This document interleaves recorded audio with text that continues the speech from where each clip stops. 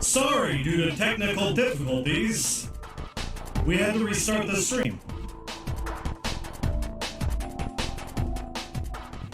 Well, I don't know what that was all about, and I don't know if it's here to stay or not. Can you see me? Everything okay?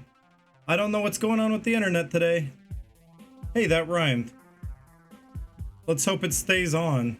Let's hope we don't lose packets or anything. Must be on drugs. I know, the internet's on drugs, Tiggleton. What the hell? You know, more people staying at home, you know, the internet's gonna be kind of weird.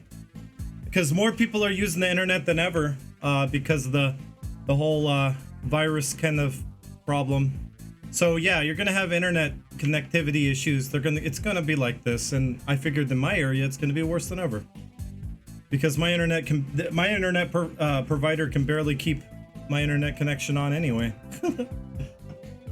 5 views away from what? 75,000? Yes, do rehost if you want to. You want to get back to hosting me? Let's hope it stays on. Hello, Tina Bo. How are you doing? I hope everyone can see me. I did get a share of a resub. It did add to the counter. Sanosuke and Pantotini did give some subs too. So Sanosuke, if you're out there, I don't know if you're listening, but thank you for the 9 months of support. This kind of stress I don't need right now. It is a lot of stress. I'm like, I hate going offline. It stresses me out so much. I wish I had my own ISP so I can make sure that my internet stays on. Thank you. Yes, I am back and it looks like my internet stabilized. It's looking good. Yeah, we gotta vape away the stress right now.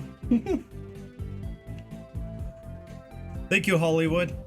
It looks like everything's working fine now. That was weird though. It was maybe it was Konami. Yeah, let's hope it stays that way. It looks like I can load up my save state I made. I had to restart the computer. I restarted my internet, but the internet could not refresh the IP. So it could not actually connect to a DNS. It kept going in and out.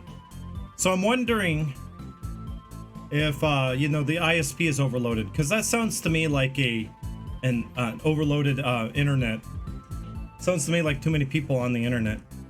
Guys, you gotta stop using the internet. You're screwing up mine. Hey, Salento, I must have made you a VIP. Well, congratulations. I don't want to point out favorites, but if you got VIP, then kudos on you.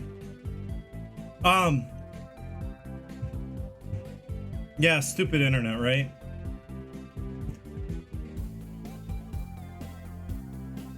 You're stealing my bandit, Tiggleton. I knew it was you. Yeah, no problem. By the way, we got 3 gift subs. Pantotini gifted 3 subs because while I was on break, Pantotini thought it was real nice to do. Because, well, one, I had to eat. Yeah, no more stream issues. Thank you. Oh, Tiger in space, the greatness, the great overlord of the universe. Please, no more stream issues today. I've had enough for one day. Yeah, we were around 200 views until the crazy stuff happened. But here we go. Back to Silent Hill 1. We still have not beaten the lizard. Oh, I got some food. Sanosuke, thank you for the $8 tip. Get a summer pizza. What? Oh, get some pizza-roo. No, I already ate breakfast. If I want pizza, I'll get it later. But thank you. $8. That'll do it for me. I can get pizza with $8. So thank you so much, Sanosuke. You know, I'll combine that with the $3 from Cornholio Cast. Then I might be able to get an extra topping or 2. So that's hype. I'll have some pizza after, or sometime later on in the stream. Yeah, let's kill that damn lizard. It's been waiting for me this whole time. Thank you for the host, Silent Evil. And if anyone wants to rehost, if your host got lost, you could rehost me if you want. Let's see. I guess we could, I wanted to say at the very beginning, maybe I should die and kind of like continue so I could show the scene off again. I don't know if you missed it. Let's go at it with a katana. That's a good way to die if I really want to. Yep, the katana is a death wish.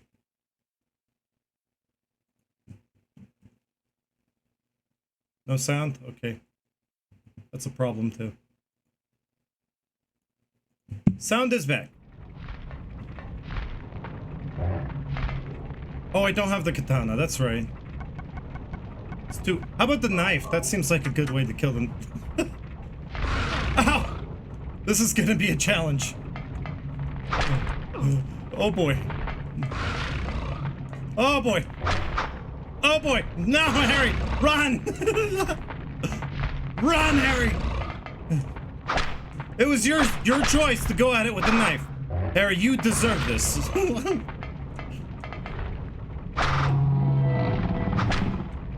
See, it's making the generator sounds, by the way.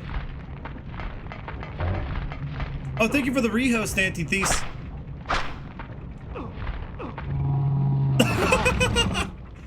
I died from getting hit from... That's funny. Don't try that at home. Some people, they can't... Oh, hey, tips.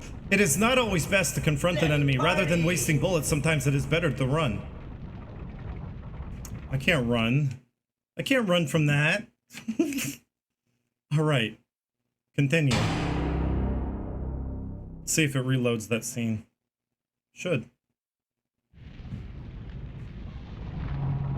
No, it didn't reload the scene. But what I wanted to point out was the fact that there's a burning body in the middle of the map, and I feel like that is kind of more symbolic of Alessa and the ritual burning. Feels like that's more than enough proof that, you know, it was a ritual burning. Because that's supposed to kind of resemble Alessa in the middle. Run! Yep, and then you got the seal of Metatron all over the ground. Well, actually, no. Oh, it's in the middle. You got the seal of Metatron in the middle, which we know is kind of connected to Alessa. You also got this ball that's spinning around. I don't know what this is. Honestly, it just looks really cool. I don't know exactly. Thank you. I will teach him the wheel. Everyone's redeeming teach him the wheel. Gonna shank a gator. What image is blurry? You mean my image? Hopefully the stream isn't, but it could be that my internet's kind of like making up for the internet being bad. Come on. Come on. Open it up. Open up. Oh, yeah! That'll teach you the wheel. There, I killed it. You guys happy? I did it. I taught it the wheel. I did that for Pantotini and Ryukino. And who was that before? Oh yeah, Lochner too.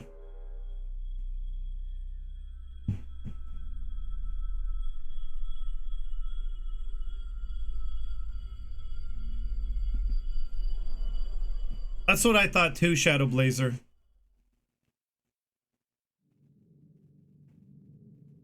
Huh? What was that?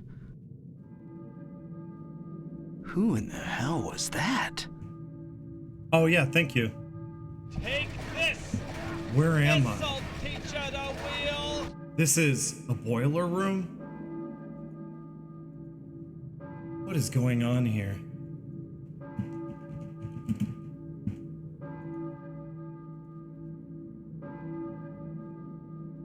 Alright, I changed the category because I'm really bad today about forgetting things. Today's just my off day. What about the flashlight? Yeah, I thought so. I thought like that kind of whirligig thing in the center of the room. It feels like Silent Hill 4 kind of took a little bit of inspiration from that. But also in Silent Hill 4, it feels more like it was taken right out of Event Horizon. Which could have been the inspiration for that thing in Silent Hill 1. Only not as obvious. Harry, huh? is the, oh yeah, the flashlight, this bug right here that you're seeing, it's due to the widescreen mod that I have on. It's positioning of the flashlight. It kind of makes it look like a fairy flying around Harry. It's kind of like, hey, listen, hey, listen.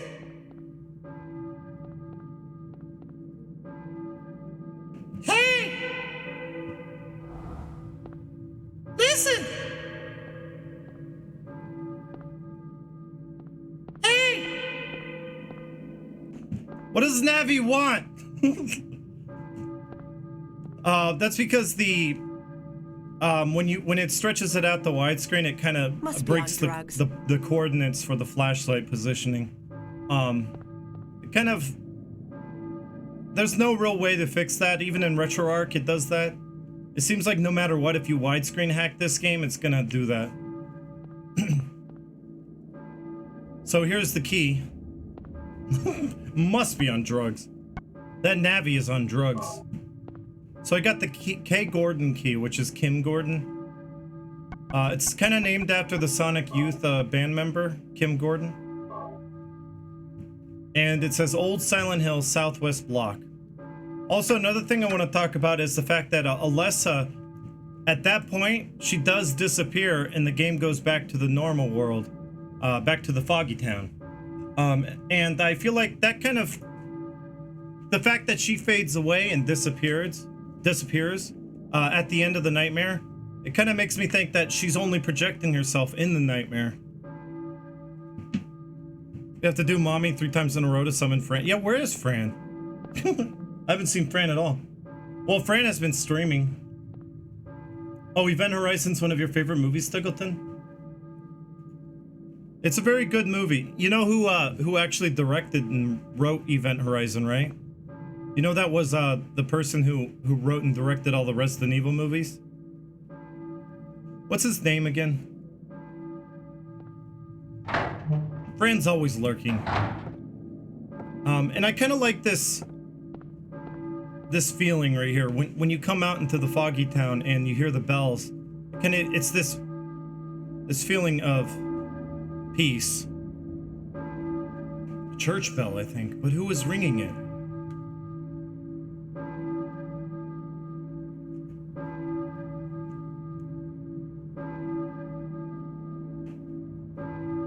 Better mark it on your map, Harry.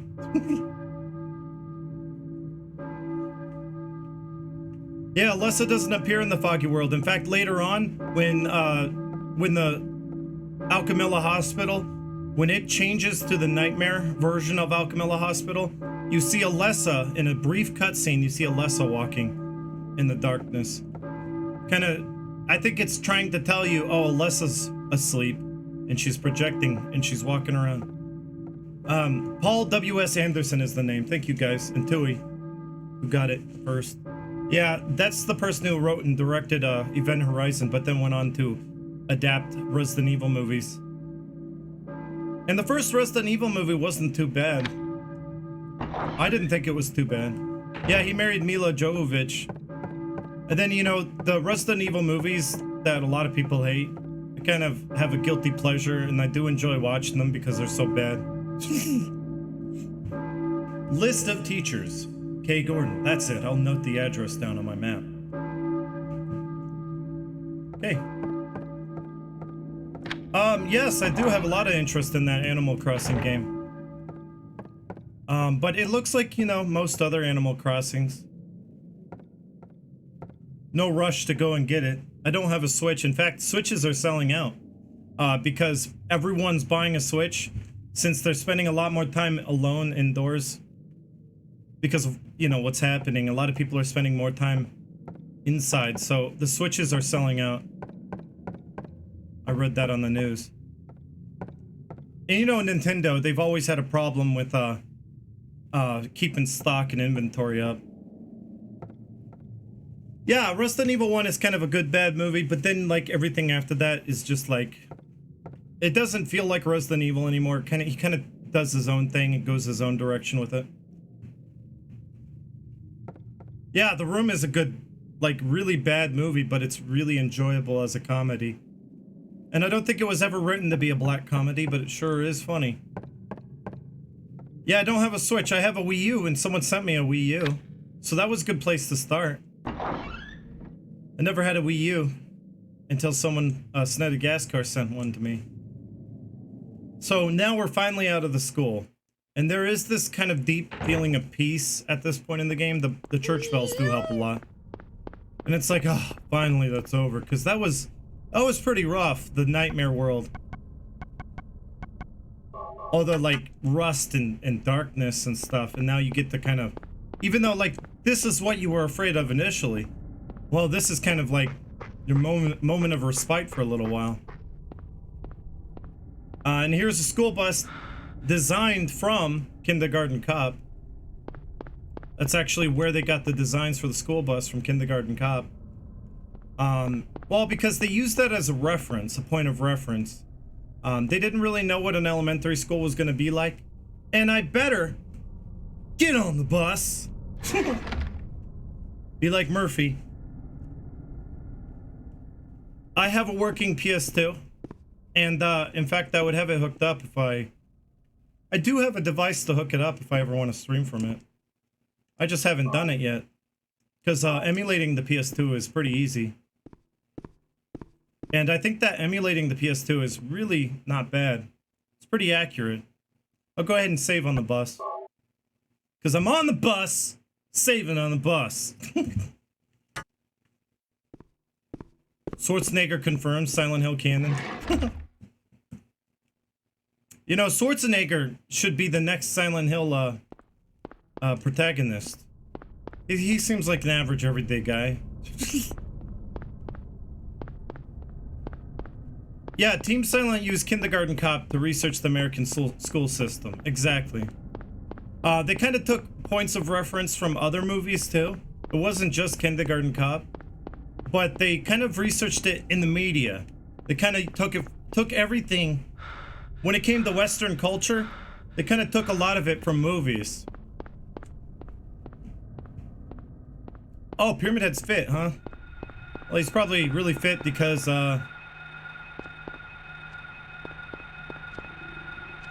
Wait, why is he so fit? Because he's been in prison? Working the yard? Like Murphy? So here's this dog that bothers me every time I come around here. Carrying around that knife? Oh yeah, because the knife is all heavy. See, James, he kind of lugs it around and he's just like, He can't even make it very far. Welcome, by the way, V-Off. V-Off? Is that right? Maybe Schwarzenegger should play the next Pyramid Head in a film. I know, we want more Pyramid Head. Masahiro said, we're gonna put more Pyramid Head into Silent Hill because fans demand it. I'm gonna try the knife for a while. Yeah, that knife isn't really easy to lug around. So, you know, I love this kind of stuff that works in your imagination, like the garage with the blood all over the, you know, the garage shutters. That's pretty cool. I mean, like, you could really just infer what happened here. Is it blood? Is it rust? Yeah, Pyramid Head should only be in 2. I agree. Kay Gordon. You know, maybe something was thrown against it, like, earlier in the game. See, that kind of stuff is really cool. The stuff that really works on your subconscious. And the stuff that really leaves your imagination to wander. Thank you for following, Katie Hits Play. He's only fit in the movie, it's true. See, Pyramid Head isn't all muscular in Silent Hill 2. Pyramid Head is super muscular, really just in the movie. But I feel like that was, Christoph Gahn's kind of, like, interpretation of it. He kind of wanted Silent Hill to be a little bit more, I guess, sexist. He kind of wanted the, you know, like, predominant male roles, and Pyramid Head being, like, really muscular and male. The janitor being male. Kind of like, I guess, performing cunnilingus on the air. He kind of wanted, like, a whole staff of American, like, you know, the people thrown into Silent Hill was going to be, you know, female. And he had to write in a male character because the studio told him to. But he wanted to do, like, very, very predominantly female cast, and the monsters were going to be very, very predominantly male, and it was going to be kind of sexist in that way. And that was kind of his interpretation and what he wanted to bring to Silent Hill. And I think I kind of respect that a little bit. That's an interesting idea. It's too bad the studio meddled and wouldn't let him do that. It could have come out a lot better if they did. Why'd she reach her hand into his mouth to retrieve the key? I really don't know. What does it say? I dare you, dare you. Written on the wall, dare you. Double dare you. Been lurking for a while, checking in from time to time, but the thought always strikes me watching your streams. Do you ever get tired of Silent Hill? Not yet. I wouldn't mind streaming Silent Hill for the rest of my life, honestly. These games never get old to me because I'm still learning new things about them. It's kind of one of those, you know, game series. Yeah, triple dog dare you. Is that what it says, Koji, or are you just like joking? Because I think it did say something really cheesy like that. Yeah, I learn new things about these games every time I play through them, and you know, the learning never stops. And that's kind of the enjoyment. Pantotini just gifted be off. Well, thank you, Pantotini. You've been so gifting. So giving today. It says dare you, double dare you. So pretty much like that. And it's like, you know, why would anyone think to reach into the mouth of that without the message on the wall? That's probably why. Because no one would think to do it otherwise. And it seemed kind of weird that she would do it. And she would ever think there was a key in there. Yeah, I like this owl because this owl's very ominous. There's kind of a Native American folklore that Twin Peaks kind of takes a little bit from, where the owls are kind of a sign of death is kind of coming. It's kind of a forewarning of death.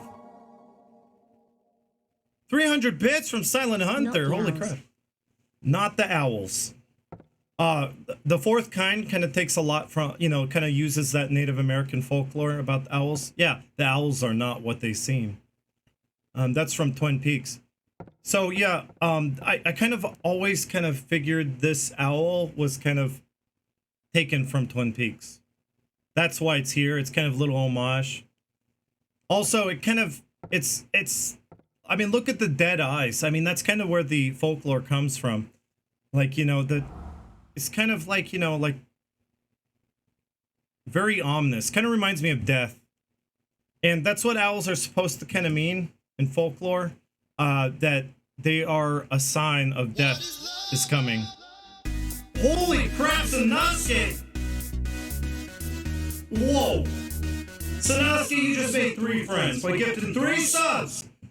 And who got it? Zebrahead? Oh, Zebrahead. Weirdo TV and almost cool person. Well, now you're cool because you're here. If you are here. That'll make you cool if you're here watching me. DBZ Park. Owls are interesting creatures. They are.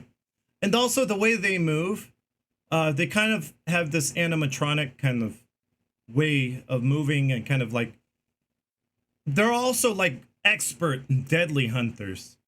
Owls are some of the best hunters on the planet.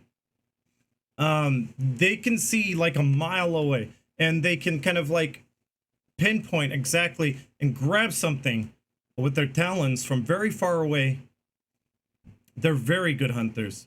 So, you know, they're kind of like deadly. They're very deadly. A lot of people don't think owls equals deadly, but yeah. You never want an owl attacking you. Trust me. Thank you again, Sanosuke. Yeah, it's a nice owl picture. And yeah, I need to watch season 3. I got halfway through it and I stopped. Twin Peaks. And Silent Hill is all about kind of making you feel like you're being watched. And Silent Hill is all about getting into your psyche and making you feel like you're not alone, even though you are alone. They kind of don't want you to feel. They kind of want you to get in your psyche and make you feel like, you know, something's following you. We're owl exterminators. Yes, they're very good at what they're designed for. And sing at night. The best hunters hunt at night. That feeling of constant dread, which is throughout Silent Hill and never lets up. But you do have moments of respite, like this, which even though, like, the enemies are still out there, I'm losing my voice, I think, from Twitch Sings earlier. But also the humidity's really high and there's a storm coming. A really big storm, I can feel it. And that's getting my voice really hoarse, so sorry about it. A lot of humidity right now, like 100%. Mr. 44, hello! What type of camera do you call the Silent Hill camera? Oh, the one at the end? Or the one fixed behind me? Like this point of view. I don't know how to kill these things with the knife. Ah! I have never been able to kill one of these things with the knife in the air. Ow! No, there's no way. There's no way. I'm not gonna mess with it. Hello, K9 Dreams. How are you doing? Welcome. Welcome back. Whoa! Okay.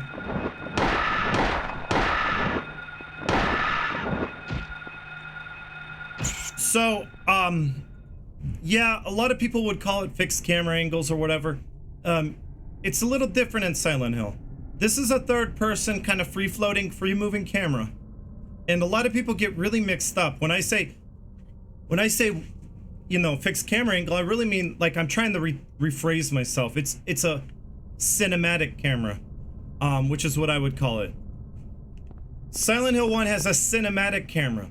See, for the most part, it's a free-floating, like, camera that kind of follows behind you in third person. It's not too different than, you know, modern games in the way they use the camera. Only Silent Hill's different. Very different in that, you know, sometimes it does change the camera to a fixed camera. Or a floating fixed camera. Let's see if we can find the part. There's a lot of enemies in this territory. So, you know, I kind of wish games would go back to that. Cinematic camera angles. And you know what really helped them to be able to pull this off was tank controls. You know, tank controls were consistent. No matter the camera angle, you can always rely on the controls being the same. And I can't use this. There's a chainsaw. It's out of gasoline. Can't use it. It's on the second playthrough, you can. And I believe cut-rate chainsaws is a reference from Texas Chainsaw Massacre 2. It's a reference directly from the second movie. It's a bit like what Code Veronica did, and it took a long time for Code Veronica to come around to that. For the Resident Evil series, anyway. Resident Evil didn't really have, you know, moving fixed camera angles, like the floating kind. Silent Hill had that first, from the very first game.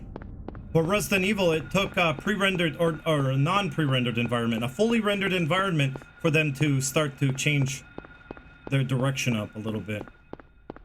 So Code Veronica was different in the series in that, like, instead of pre-rendered environment, it was kind of like Silent Hill 1 in that they actually modeled it like this, so they can move the camera around anywhere they wanted to.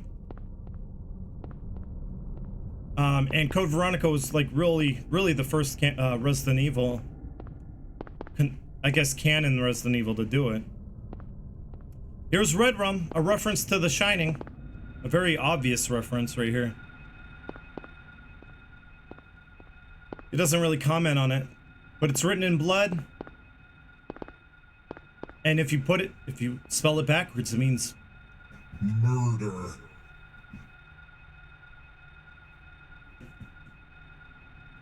And Jack Daniels is a whiskey that Stephen King likes to write about a lot. Also, you put it next to the Red Rum, Jack Torrance is the main character in The Shining. Jim Beam actually is more what Stephen King writes about, and here's Jim Beam. I think it's Stephen King likes to write, the whiskey is Jim Beam, right? The Jack Daniels here is just a reference. A lot of American writers like to write about whiskey. So like Dean Koontz, he writes about whiskey too. It's just a different kind. Jim Beam and Jack Daniels are referenced in Western literature a lot. But right here, the real reference is The Shining. You got Jack Torrance, Jack Daniels, and you got Red Rum from The Shining, which is an homage to the movie The Shining, by the way. The way it's written and everything, it looks just like in the movie. Which I feel like The Shining, the movie, inspired more Silent Hill than the book did. King likes to go hard with the good stuff, Jack Daniels being the good stuff, Jim Beam being the cheap. I guess, you know, Jack's little brother. Jim Beam is lower tier, yes.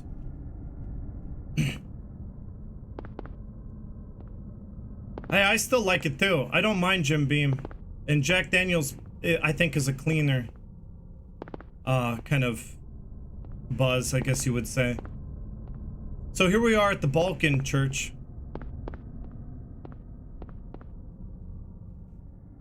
Yeah, Irish whiskey I've never tried, but I've heard a lot of good things. The Outsider? Huh. Yeah, Stephen King really did not like what Stanley Kubrick did with The Shining.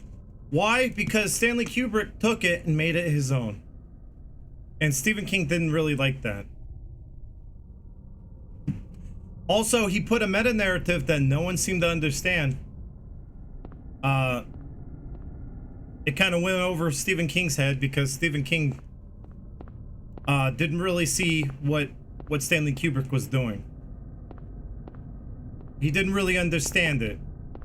Now he's gonna talk all praise about it because of Dr. Sleep, and he's all about promoting everything. So of course he's gonna be promoting his sequel, Dr. Sleep. I haven't seen the movie yet though. Just got this gorgeous Detroit-made vodka the other day, and I'm in love. That sounds really good. I kind of pretty much stopped drinking entirely since I cut it off not too long ago. I kind of just like was overdoing the vodka. I was drinking vodka like every day. And I was like, man, this is becoming a problem, so I stopped. Well, hello, almost cool person. You got a gift sub earlier. I don't see it on your name though. Almost cool person, welcome to the chat. I'm gonna go ahead and watch this scene though. Keep talking. Yes, I kind of just stopped drinking. And, you know, I don't regret it, and I kind of like it was easy to do cold turkey, but, you know, I was just kind of like doing it to get through these lore runs. But then it became habit, and I was drinking it on and off stream, and then I was like, oh boy, I need to stop. Oh, I missed your question, Dragon. Welcome, Dragon. Aren't the streets in this game named after authors? Yes, they are. If you take a look, let's take a quick look at the streets. Let's go back to it. If you take a quick look, I can name off some of them. Okay, let's go ahead and open up a script I have. I have a script that I was gonna... where I kind of named off all the different authors. I'm gonna go ahead and open that right now.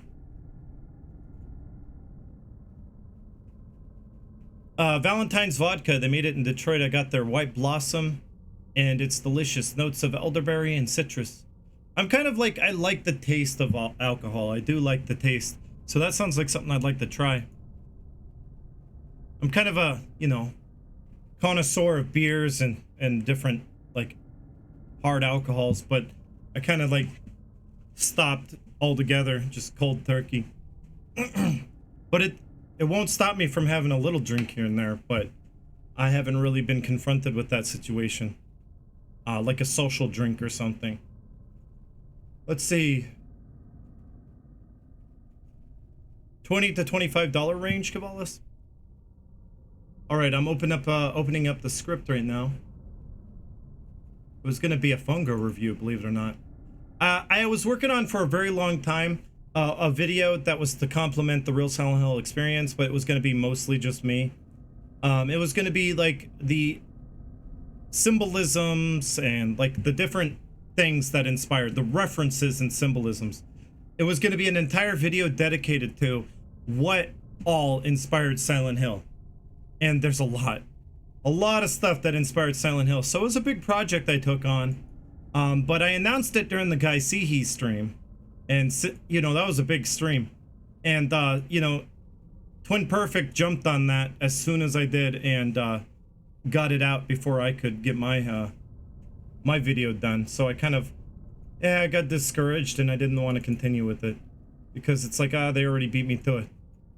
So let's see here. Street. Okay, let's see here. Also, did you know Silent Hill was based on the town of Centralia? Let's see.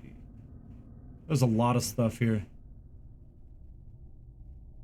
So the main source of inspiration, the main inspiration for Silent Hill 1. Oh no, Sam, I said it. What am I gonna do now? Yeah, I got DMCA'd too, for trying to do a commentary stream on the real Silent Hill experience. By the way, if you don't know what that is, here's a link to it. It's kind of a documentary series. I would say if you want to start with any one of them, if you're on the edge of it and you haven't watched it, you can start with like the Downpour review or HD collection. Those are good ones. Everyone has Enigma emotes here. It's a good thing. Yep, I was the co-creator of that. Yeah, I don't know. It's not even copyrighted either, so DMCA was not used correctly there. Yeah, I got the copyright strike removed. Yeah, I am. V off. I was the guy with the hair. Youngo, you may say. So right here in the middle, Bachman Road. That is the alternate pen name for Stephen King. The reason Bachman exists, why Stephen King has an alternate kind of pseudonym, is what they're called. Well, did you know authors can't publish more than so many books a year? Because he wrote so many goddamn books, and he still writes like a champ, he had to create a pen name, a pseudonym. Bachman was that name he created to publish more books, because an author is only allowed so many books published a year. I didn't know that. So he had to create that name. Hello, Zebrahead. You got gifted a sub earlier from Sanosuke. Same with an almost cool person. Yeah, Bachman is Stephen King. You got Finney Street, which I do have a lot of this stuff written down. Let's see if I can find it. Finney. Okay, Finney Street is a reference to Jack Finney, which, by the way, that's obviously a pseudonym, because Jack is a common pseudonym for authors. So Jack Finney wrote The Body Snatchers. And that's a very... I could see how that inspired Silent Hill. And I believe it was The Body Snatchers that Jeff Goldblum was in, wasn't he? The Body Snatchers was made into a movie. So Jack Finney wrote... So yeah, Stephen King's pen name is Richard Bachman. And that's what Bachman wrote. There is a King Street, by the way. So there's 2 streets named after Stephen King. That's right. Rosemary's Baby was written by Ira Levin, which is down here. 11th Street, where you get the key from the doghouse. Ira Levin wrote Rosemary's Baby, which is a big source of inspiration for the cult in Silent Hill 1 and 3. The cult's supposed to be more in the shadows and kind of like they have this way of taking someone's possessions and kind of doing a spell on it and causing the person's heart to stop. That kind of story is in Silent Hill 1. Let's see what else is there. There's Midwich, which I don't think that's named after anyone. In fact, who wrote the Midwich Cuckoos was John Wyndham. And Midwich Street is just named after the Midwich Cuckoos. I think that's the one and only street that is not named after an author. That's the exception. But I wonder if Wyndham Street is somewhere in here. You got Block Street, which Block is an author. You know, one of my favorite authors is Carl Sagan. A lot of people may find them kind of boring, but he's Sagan Street. How do you spell block? B-L-O-C-H. Should be here. Block Street is a reference to Robert Bloch. And who wrote... Robert Bloch wrote Psycho, which is the Alfred Hitchcock classic. I can't talk right now. Alfred Hitchcock adapted Psycho, but Psycho was a book first. And, you know, there are references to Psycho in Silent Hill 1. Oh, we need a Hewlett and Chatsky Street. I'm surprised in Downpour they didn't put themselves as street names, honestly. Dean Koontz is a reference in one of these streets. Block Street is Richard Bloch. Yeah, Psycho writer. Elroy, which I don't see Elroy Street on this side of the map. It might be on the other side of the map. We can get there. We'll get there in a second, and I can point them out. But Bradbury is the last one. Let's take a look at... Or Matheson, too. Bradbury. It says... Well, what do you know? Bradbury Street was named after Ray Bradbury, who wrote many books, the most popular one being Something Wicked This Way Comes. Ray Bradbury. Now, Fahrenheit 451, I'm not sure exactly, but this person, Ray Bradbury, wrote a lot of different books that probably, you know, they were all very... many different kind of genres. So I assume that Something Wicked This Way Comes being the big book that inspired Silent Hill. But yeah, Ray Bradbury wrote a lot of science fiction. And let's see, Matheson is I think is the last one. Matheson Street. I guess this one is underrated. Oh wait, no.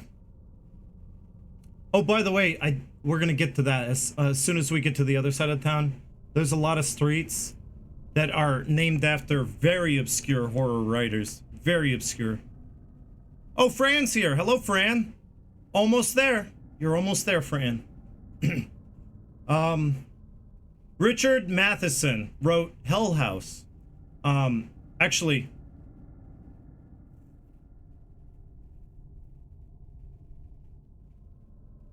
That's right. Named after the horror author Richard Matheson of Hell House. Which, by the way, Hell House is where they got the whole wardrobe for Alessa. Mommy, I'll give you this That's Fran. after you wake up, son. You should have saved that for Fran. Glomp, Fran. So there you go. That's all on this side. On this side, that's all the references in the streets. Oh, wait, there's Elroy. Did we talk about Elroy? Let's take a look at Elroy. I wrote all this down because I couldn't possibly remember it right now. Maybe I will one day. If I do enough lore runs, I will. So Elroy Street was named after James Elroy, who wrote The Black Dahlia. Huh. Dahlia. Well, in Silent Hill 3, there is a White Claudia. Black Dahlia, White Claudia. I'm not really too sure what the story of Black Dahlia is all about. But I bet you a lot of inspiration was taken from that.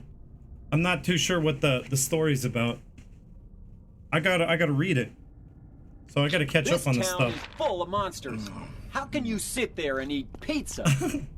Sam, you're making me want to get a pizza. And now with the donations, I might be able to. I got a follow 20 minutes ago from Nicholas Orus. If you're still out there, thank you for the follow. I missed that. So yeah, we got these street names. Now we're going to move on to the other side of Silent Hill after this and kind of check out the other names.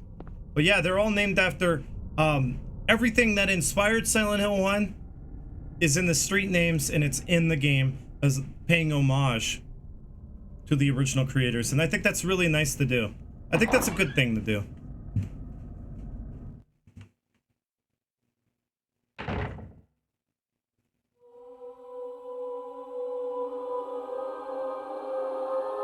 I've been expecting you. It was foretold by gyromancy.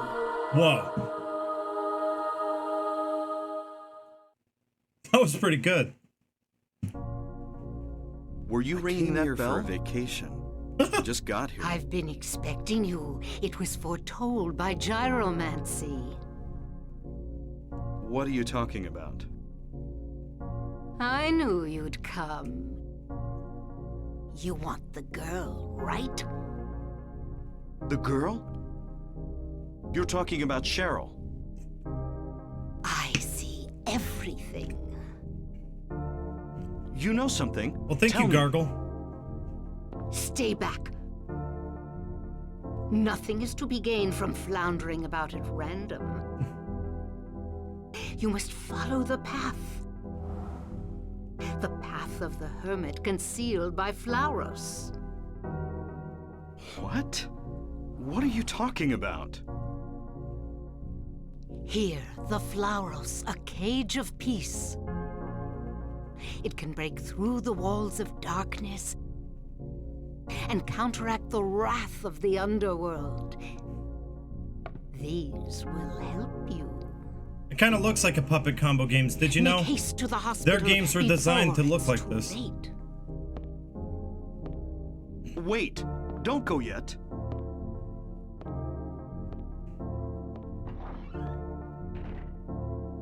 So that door that he's kind of facing after the end of the cutscene, she goes into this door. He comments that it won't open. It must be locked from the other side. I believe like Silent Hill No Escape, which was like a fan-made like CG kind of movie. I believe they used this door to lead to like a nightmare. Yeah, someone did ask what my favorite Silent Hill and Resident Evil movies are, and I think that was Gargle. I would say the first Silent Hill movie is not too bad. I mean, it was an interpretation that I can't, you know, Silent Hill is interpretive, and Christoph Gans had his own interpretation, and cinematically it looked it had good cinematography. It had a lot of the music from Akira Yamaoka, kind of mix and match, and it kind of had some feels there. Resident Evil, they're my guilty pleasure. I just don't like the last one, the final chapter. I don't like the Resident Evil final chapter, but I really like Retribution being my favorite. If you really want to know. No one's gonna agree with me on this, but I think they're pretty good action movies. And a lot of people like the first movie. I'd rather go back and watch like Retribution than anything. A lot of people would be like, oh, the first movie's the only good one. Yep, the first Silent Hill movie's basically a remake of this one. If you take now I don't have self view, but you will see that this is an impossible door. There's a building right next to it. It doesn't lead anywhere.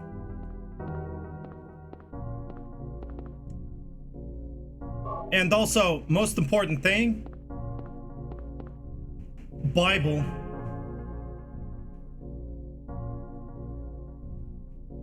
Don't forget to take your Bible.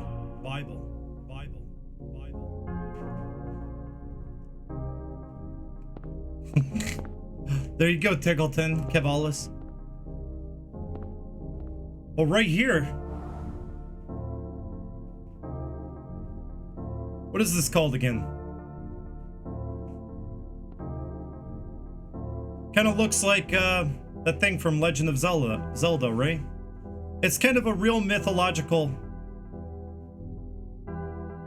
I forget what it's called. I don't know why my memory is so lacking. Yeah, the Triforce. That's it. Serial the Wolf. The reason why you're kind of seeing the Triforce here, and why it's in this game, well, it's based on real mythology. It's called the Flauros in this game. I don't know what it's called in real mythology. And in Origins, I guess it's a monster. It's a monster that comes out and looks like something from Hellraiser. Yeah, you said, I think it's kind of a play on the box puzzle from Hellraiser. Yeah, the monster kind of looks like an alien. But, hello, Mexican Tofu. And someone did mention that this game looks like a puppet combo game. Yeah, puppet combo is kind of going for that look. They're going for the old PS1 look. That's why it looks like it. Zebrahead, it looks like you are. You got gift sub. Sasuke, gift subbed you. I said that earlier. So now you are subbed. Not officially, until you continue it. If you want to continue it, that'd be great. Then we get the drawbridge key. Oh, I can't talk right now. Also, if I could, I would take my Bible. Bible.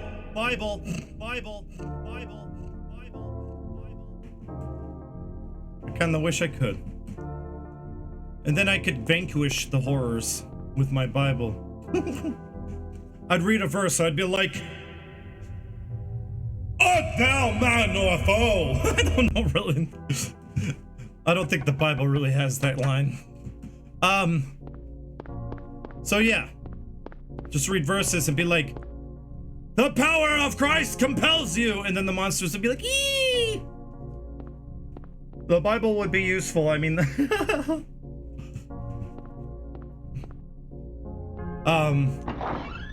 A very bad joke for you, Fungo. What did Zelda say to Link who could not open the door? Triforce! You get it? That's pretty good. Alright. And now we're moving. We gotta use the Bible. The most important thing he didn't take. The devils will leave and tremble. Ow, darn. I cannot aim. Holy crap, that's good aim, Harry. Dang. I can't even see the dog, but he killed it. Wow. You should read a real line out of the Bible every time you pass that Bible. Oh, I have to unpause alerts. Oh, thank you for 10 bits. Someone needs to do a series about circumcision symbolism. No meltdowns here today. You should read a line out of the Bible every time you pass that Bible. If only I knew, like, a single quote from the Bible. God is among you. God is among us now. It seems like the Bible brought out God. Okay. You're gonna have a mental breakdown right now? Why? You don't like the Bible?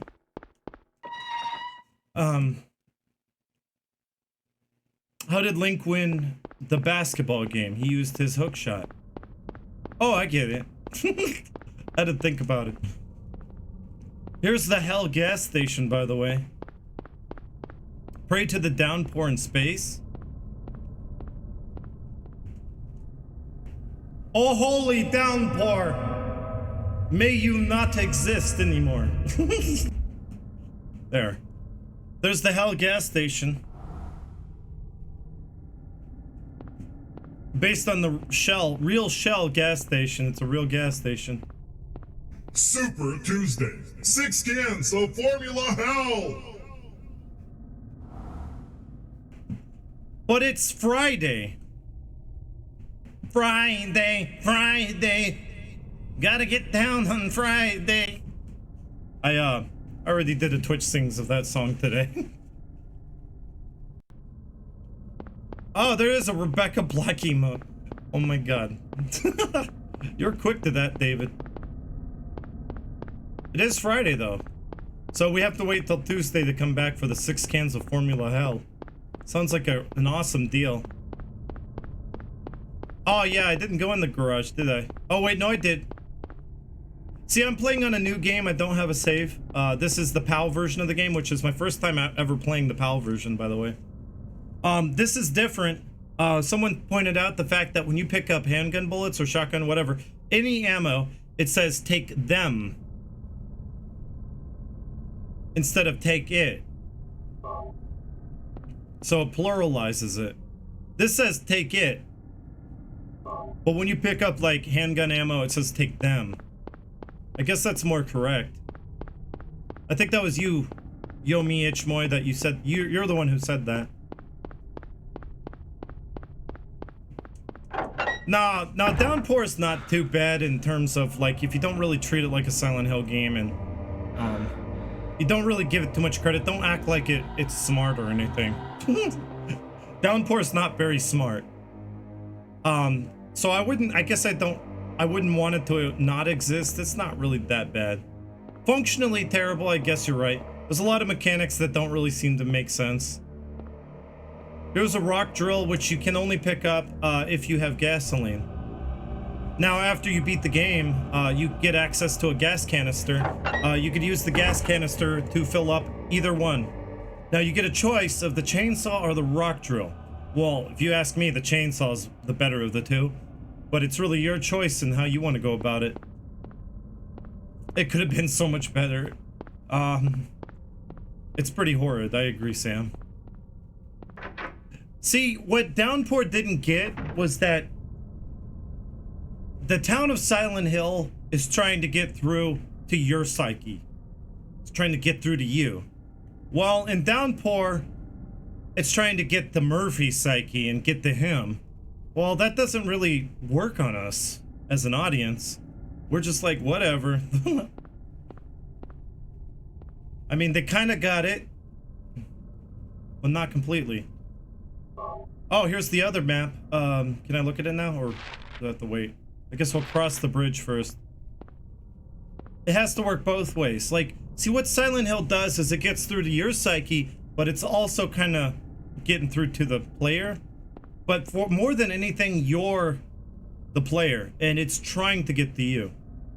In fact, Silent Hill games are very unique in the way they were designed.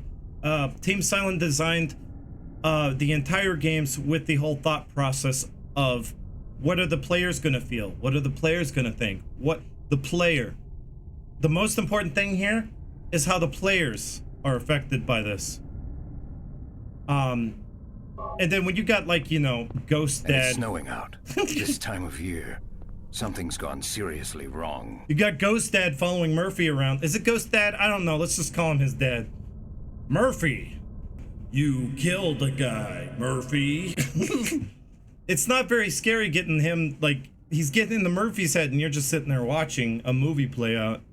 It's not really interesting. Alright,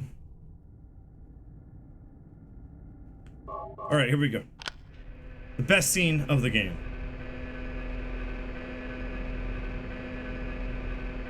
Yeah, so far, the major differences I've noticed are in the flavor text. Not too many changes other than that, but enough to really, like the menu's different. The mumblers are replaced by claw fingers, which I think is the worst of the changes. But for the most part, this is the most complete version of the game. Like, a lot of the issues were patched up for the European release. One of them being the article at the end of the game that talks about the fire. It's very important. It's supposed to be there if you did all the requirements. Joy! Get a trophy! Trophy? What are you, 5? Apparently the actor who played Kaufman was on Seinfeld. That's interesting, I didn't know that. IMDb says that. You know, IMDb has been wrong about the voice actor of Harry Mason for years, so I don't know if I could really believe it. Thank you, Joy.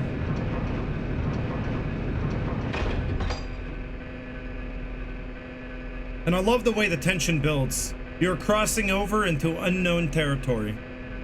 And the tension really builds because you don't know what horrors await. This ambience. Oh, thank you, Zebrahead. That's nice of you to say. And I like how that camera angle stays put. Fixed right here. Allowing you to cross, and it's like, wait, what about me? Hey, don't stop following me now. I don't want to walk into this without knowing what's in it. It's kind of that sense of walking into the unknown. And the tension just builds. Camera won't follow me anymore.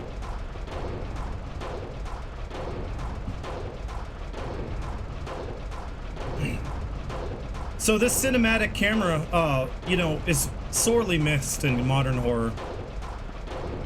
I feel like it does a lot to really emphasize the mood in the atmosphere.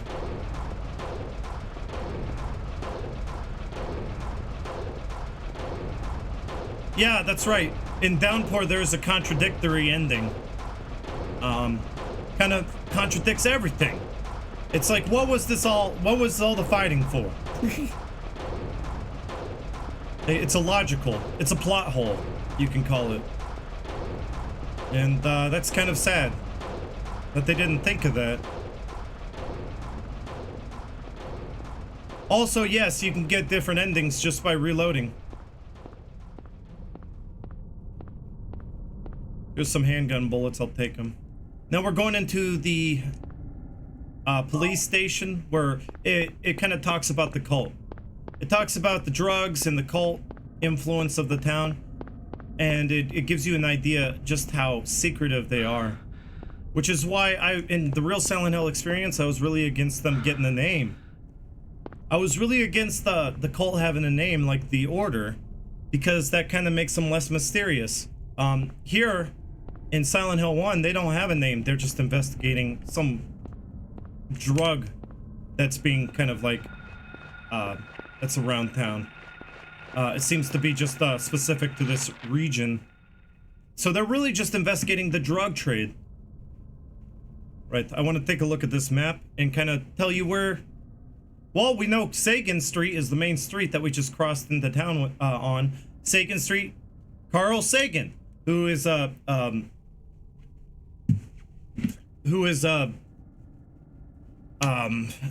is he called? It's a person who studies space and stuff. It's well, he wrote Cosmos. I don't know why, but my brain's not working. I can't think of this stuff right now. Cosmologist, that's it. He's a cosmologist, astrophysicist, astrobiologist, author. So he's a very, very smart guy. In fact, like, well, rest in peace, Carl Sagan is no longer with us. But I wanted to say cosmologist. I don't know why, Lee Chan, but I wanted to say it. But no, he's not a cosmologist. But yes.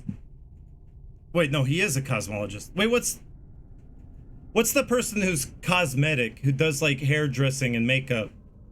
I was thinking of that. But yes, he's a cosmologist. And I get those mixed up all the time. He's an astronomer, cosmologist, astrophysicist, astrobiologist, author. He did a lot of stuff, and he studied space. He studied gravity, and he was a 70s guy, so you can imagine he smoked a lot of weed too. Hey, Thai Guy 420's here, just in time. He was definitely he was around for the whole hippies kind of movement, the whole Woodstock thing. Carl Sagan is a smart guy. He had his own show that I really loved. I watched Cosmos, one of my favorite movies, one of my favorite books too. And Cosmos was, you know, with what's her name in it? She was also in Silence of the Lambs, and I always forget her name. See, my brain's not working. It's not clicking today.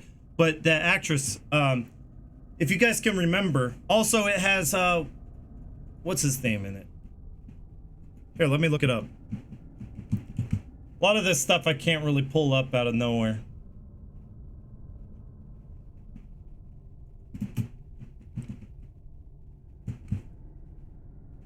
It's not called Cosmos either. The movie's called, yes, it had Jodie Foster in it, and that's it, Matthew McConaughey. It's a really good movie, and is it just called Cosmo? I can't remember. Contact, it's called Contact. That's the movie. So he wrote the movie Contact. Yeah, you got it, Silent Evil. And Contact was a very, very good movie, I thought. It kind of dealt with, you know, what's on the other side, you know, what other life would be out there. It's a movie I kind of grew up with, and I really appreciate it. I got the book and I read through it. The book's much different.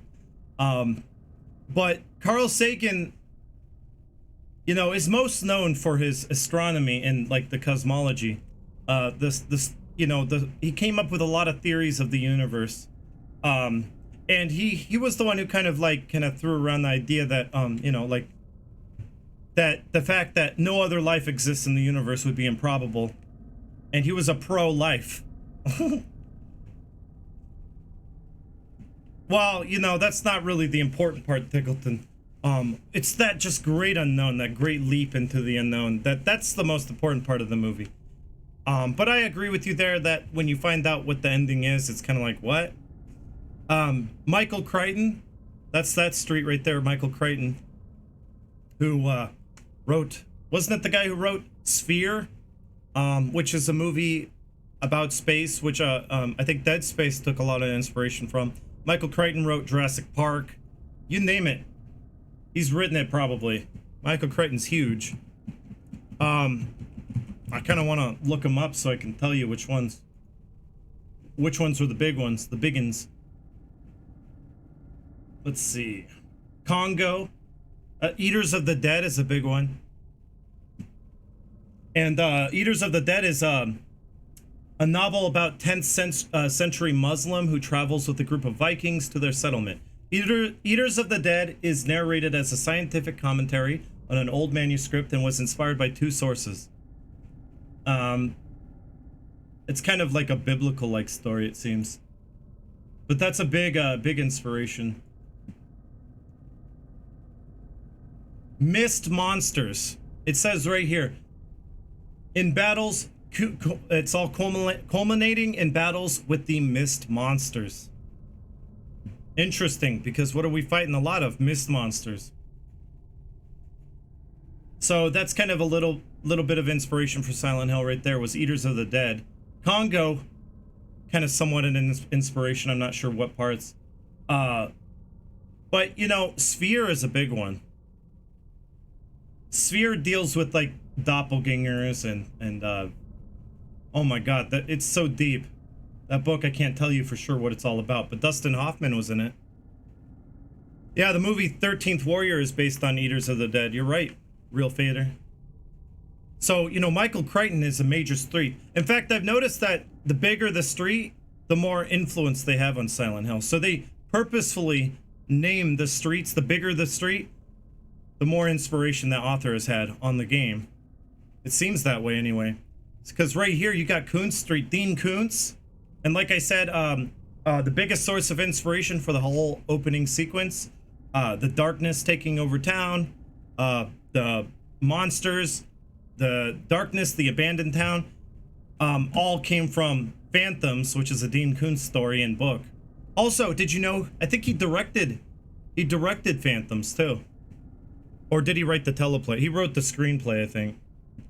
Dean Koontz. He was very involved in Phantoms, I think. Yes, Barker Street is a street for Clive Barker, who was a big inspiration on Silent Hill. ADM. Welcome, by the way. Do we have Barker Street up here? I know there is a Barker Street. I don't know which game it is or which part of the town, but I don't see it here. There is a Barker Street, though. And I'm not sure which game it was from. It might be in the resort area of town. But Clive Barker, even Stephen King kind of named him as the new horror author. The new king of horror. But Clive Barker went on to, he kind of stopped writing stories and he kind of went on to just do, like, creepy stuff. You have a good sleep, Sunderland.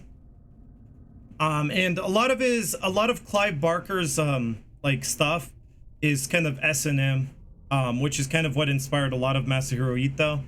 So I can imagine Masahiro Ito does like Clive Barker's work a lot. Simmons is named after, let me look it up.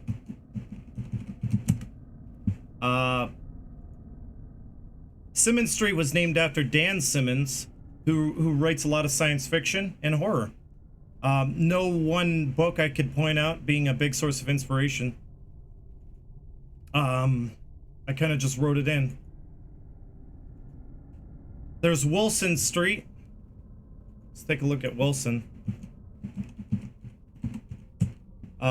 Which is named after F. Paul Wilson, a science fiction horror writer known for the Adversary cycle. I've never looked, actually I want to look that up. Adversary cycle. But have a good sleep, Sunderland. So it's one of 6 novels written by F. Paul Wilson, originally known as the Night World cycle. Now it's starting to sound familiar. Night World cycle.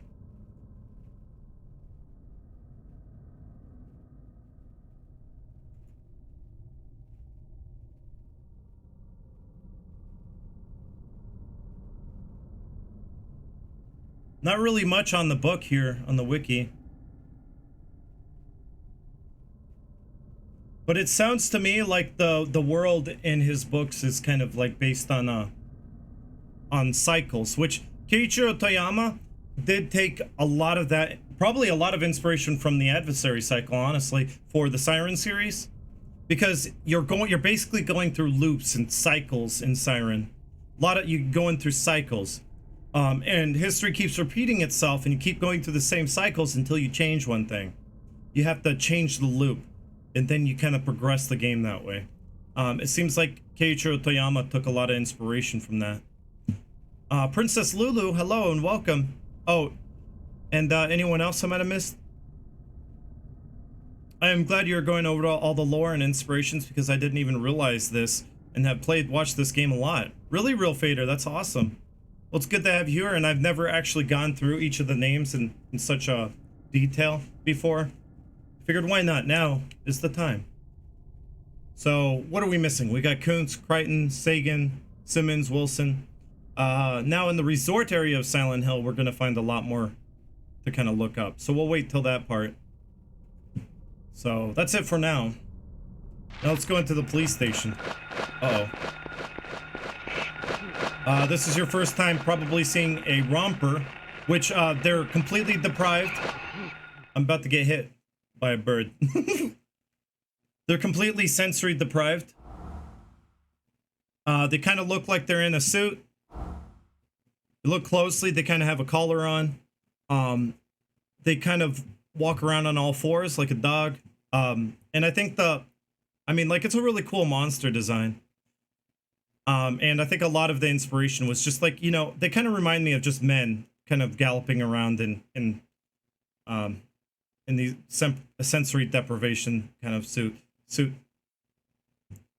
That has a lot to do with sex and death. A gimp suit, yeah, basically. Which the Slurpers in Silent Hill 3 are kind of more that. Silent Hill edumacation. Now they are, since they're sensory deprived, they're kind of not very aware of you. As you can see, it hasn't even caught on to me. The bird is all after me though, but the rompers aren't. I can't get the bird off me, at the same time I can't get the romper on me. You know I want him on me. Shut up, bird! So the rompers are this is a good example of all the different AI and how it's so different between the enemies. That the bird is all over me, won't get off of me. But this romper still hasn't even figured me out yet. It wants that hairy butt.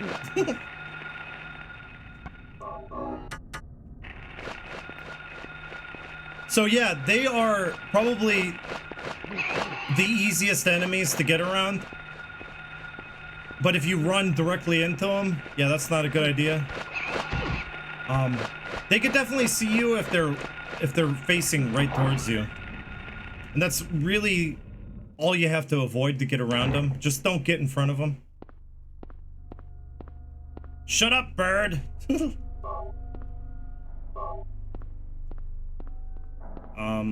Oh, wait, it's like the dog man from Rule of Rose? It kind of is, Hollywood.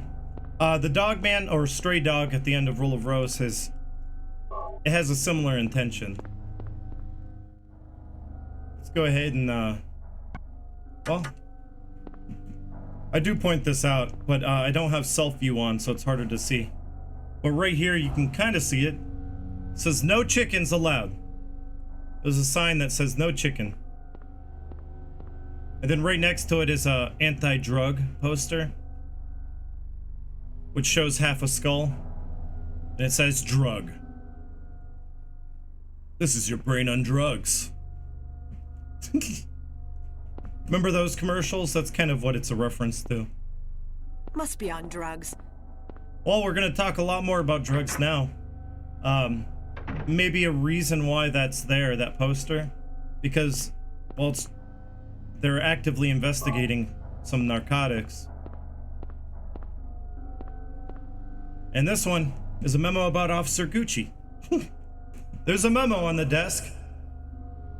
Coroner Seals called. Officer Gucci is unlikely to be murdered. He apparently died naturally. But medical records show Officer Gucci had no prior symptoms of heart disease. Thank you for the host, Regulus Pastor.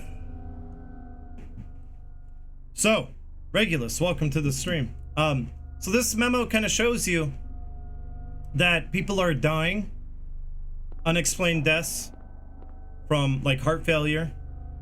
Even later on, it does kind of note, it does say that no, there was no reason. You know, there was another person who actually dies in a newspaper article from a very similar heart failure.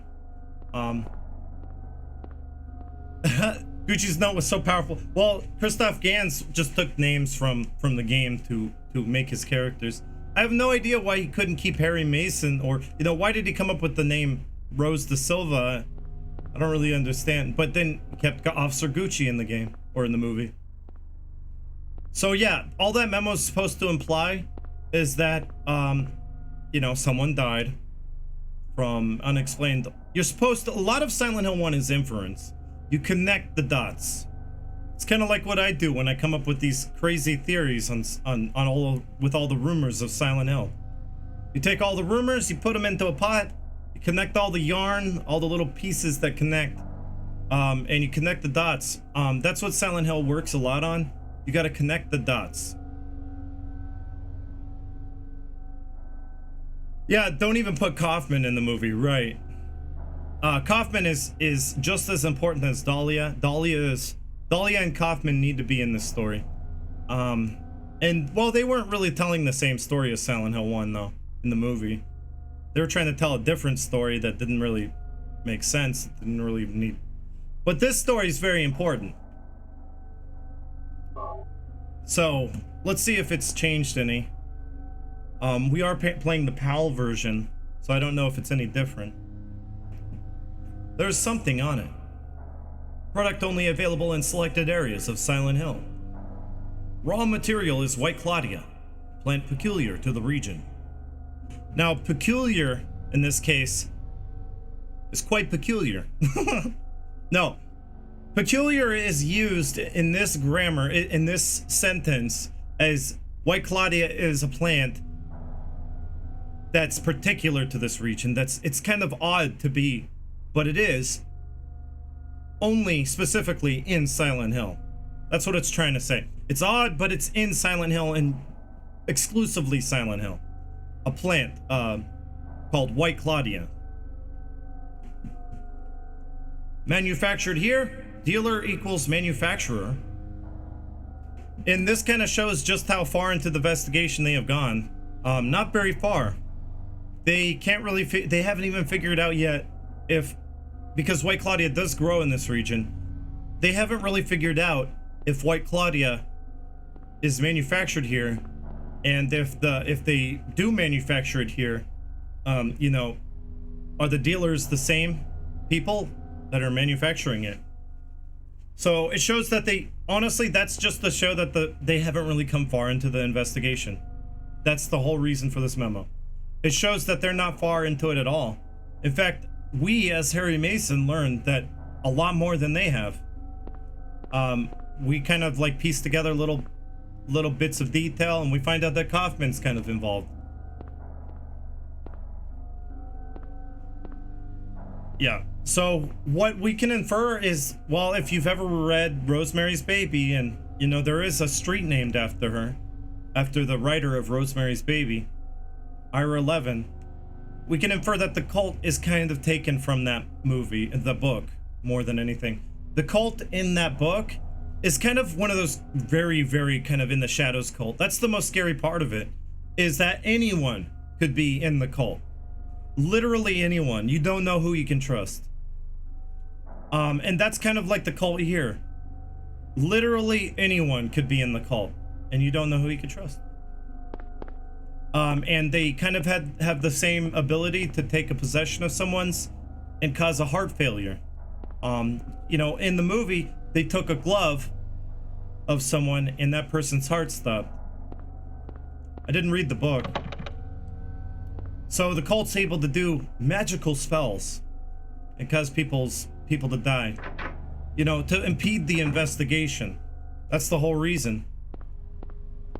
To not get caught and stay in the shadows, not be exposed. So the police station is a big source of information on what Silent Hill is. Actually, is there a save point here? Ah, Romper, run! We'll get to Alchemilla Hospital. I'll take a quick break. I haven't taken many. And we're 10 away from another wheel, so 10 subs. Give subs, Twitch Prime. If you continue a sub, I'll add it to the counter. The newspaper you find later on. Oh, I want to check out some of the streets, though. Well, we could do that when I come back. I don't think... We get to explore it after the hospital. Gunshots.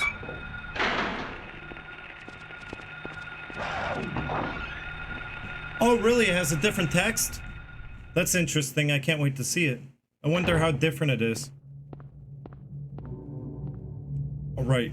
Save here before I continue forward. Kinda could use this break. And, I love the music here. There's a map for the whole hospital right here.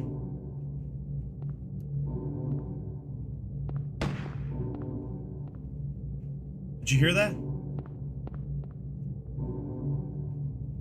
So it sounds like Kaufman's warring with something. We're gonna find out. Differences are mostly in the dialogue, but you know the menu's a little different in how it's kind of designed. There's different options in the menu. Language you could change. The mumblers have been replaced with claw fingers in the school and everywhere else. It's another big change. Salento. Next time I do this, I'm gonna take notes. I didn't today. I will next time. So you kind of have like on the walls here, that looks like a calendar. You have Japanese models up on the walls. Any speedruns today, Neo Darko? No, I'm just doing this. Well, this has gone on a while already. I've only just gotten to the hospital. That's how thorough I've been. Well, thank you, Midnight Snow. So yeah, they're actual real Japanese models. People have found the actual pictures, like this one right here. And I don't know why, but the name like Rika Amano or something comes to mind. I wonder if that's... I don't know why that came to mind, but it might be the name of the person. Yeah, Japanese idols. And they're real images, real pictures of real people. People have found the real pictures. And I don't remember exactly where they're from. And right here, I think this is the one, right? With the... I can't really tell what that is. That right there. There's a lot of, I guess, I don't know if naked, but people have found really interesting stuff in the game files, and I have found them myself. This one looks like an air screamer. By the way, this is really interesting because we come across an air screamer that Kaufman has been worn with in the room. When I come back from break, we can see it. I'm not sure if that was on purpose or not, because it kind of looks like it. I don't know if that was intentional. Whatever, it's supposed to be whatever your mind imagines. It's all interpretive. What does this say? Oh, I guess the 4 steps. Damn. My head. I can't really make it out. Do you see that?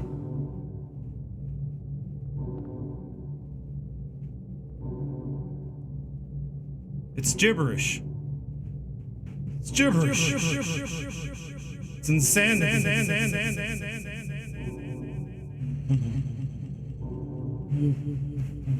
Well, what? Hello, everyone. I'm in the TV overlay. Yeah, you know, when you're playing these games, you just feel so nostalgic. You kind of feel like you're playing it on an old school TV. Last 2 words are lab and class, I think. Let's take a closer look.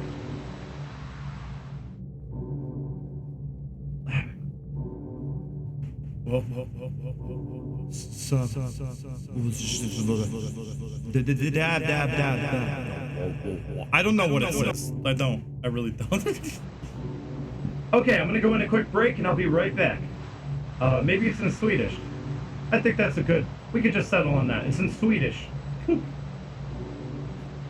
Alright, enjoy your break, guys. I'll be right back.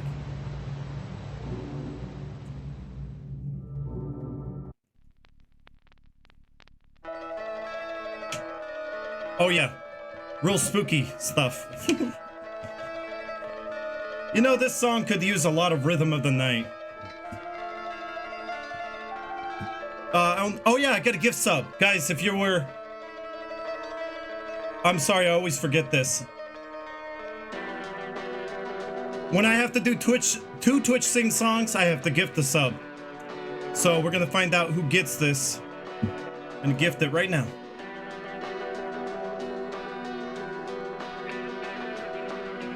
Oh my god, all the support. Wonder who's gonna get it. I guess. There you go. Mayhem 1234A, you got it. There you go, enjoy the sub, Mayhem. Yeah, this song's pretty nostalgic. I want to watch it again though. So maybe I'll watch it real quick.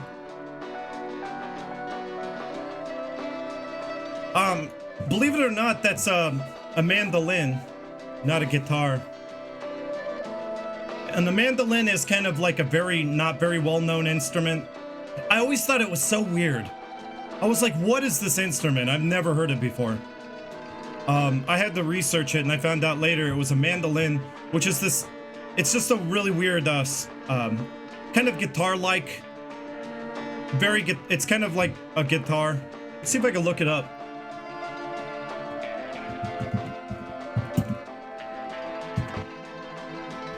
I don't know any songs with the mandolin, honestly. This is like the only song I know. Well, there's others, I think. But I can't name them. Kawaii Desu likes pie. Hello. It looks like a guitar. Honestly, if you told me this was a guitar, I'd believe it. It's just a really small guitar. It's like this big. So imagine this thing, it's like little. It's like this. You play it like this. It's this little tiny instrument that you play like that. It's really small. It's like a violin. It's kind of like a banjo. It's an Italian banjo. That's actually what it is, I think. Yeah. And Silent Hill 1 was the first place I ever heard it. And it got me really interested in music. You have to think Silent Hill. That's what got me really interested in music. I started making music because of this. I mean, a lot of the inspirations around the time got me interested, but Silent Hill had me really invested with music. So I got interested in learning. Well, thank you for the 10 bits.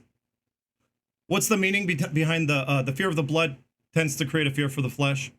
It's a riddle. Well, you know, if you're afraid of blood, you tend to be afraid of flesh. It used to say something different too. It used to say, now this is something they probably changed a few times before they settled on that. Basically, you got to think of it this way. The fear of the paranormal tends to create a fear for the normal. That's kind of what it is. But it's more related than that. The fear of, you know, think of it like that. That's kind of what the meaning means. That's kind of the meaning. It's like, you know, you fear the normal, you're going to fear the paranormal. You know, it's like, once you let the fear get to you, you're done. That's kind of what it means. I think that's my interpretation. That it means once you're afraid of the blood, you'll be afraid of the flesh, which means you'll be afraid. You let the fear get to you, and then you can no longer not fear. It's really hard to explain. It's not something you take literally. Yeah, if you try, it's really hard to explain because it's not a literal term or expression. It's basically, you know, if you let the fear get to you, then it'll get to you. It's really hard to explain. I want to hear this again. While I load this. I think it's just supposed to be my voice for the first time. This is the rhythm of the night. That's not bad. Oh yeah. This is the rhythm of the night. The rhythm. Did you know I could sing that high? Oh my god. Yes, back to Silent Hill after Joe Ramirsa. Oh yeah. The rhythm of the night. This is the rhythm of new music video. Oh yeah, nah, yeah, yeah. The rhythm of my life. This is the rhythm of the night. The night. Oh yeah. The rhythm of the night. This is the rhythm of my life. My life. Oh yeah. The rhythm of my life. This is the rhythm of the night. Oh yeah. I don't know how that's. Yeah, Twitch things lagged pretty bad. All right, I'm done. Hey, Buddy Arts, welcome. Welcome to the stream. Good to have you. Yeah, Harry's pretty good at dancing. Buddy Arts is dead now. Here we go.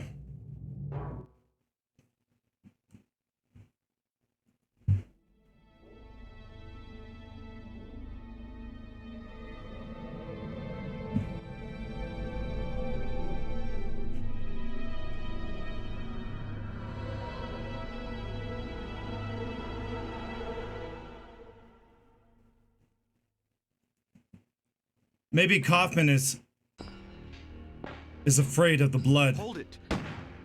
You must not fear the old blood. That's what that means. Stop. Don't shoot. Something's gone seriously wrong. Wait. I'm not here to fight. My name is Harry Mason. I'm in town on vacation. Thank God, another human being. Oh, this is very fishy music right here. I'm Dr. Michael Kaufman. I work at this hospital. So maybe you can tell me what's going on. I really can't say. I was taking a nap in the staff room. When I woke up, it was like this. Everyone seems to have disappeared. And it's snowing out, this time of year. Yeah, the music pretty much tells you everything. Something's gone seriously wrong. Did you see those monsters? Lip sync. Have you ever seen such aberrations? Ever even heard of such things? You and I both know creatures like that don't exist. Maybe that's Officer Gucci after all. Yeah. Well, who knows? Kaufman could be Seen a little girl anywhere? could be involved in the local drug racket, but also involved in the police force. She's only 7. Short. And also a director of the hospital. She's missing. I'm sorry. But with all those monsters around, I highly doubt that she's... Maybe he's like Leo DiCaprio in Sorry. Catch Me If You Can. He's like everything. Your wife, she's here with you? She died 4 years ago. Now it's just me and my daughter. I see. I'm sorry. Well, I'd better be going. I can't just sit around here doing nothing. So long. Good luck out there.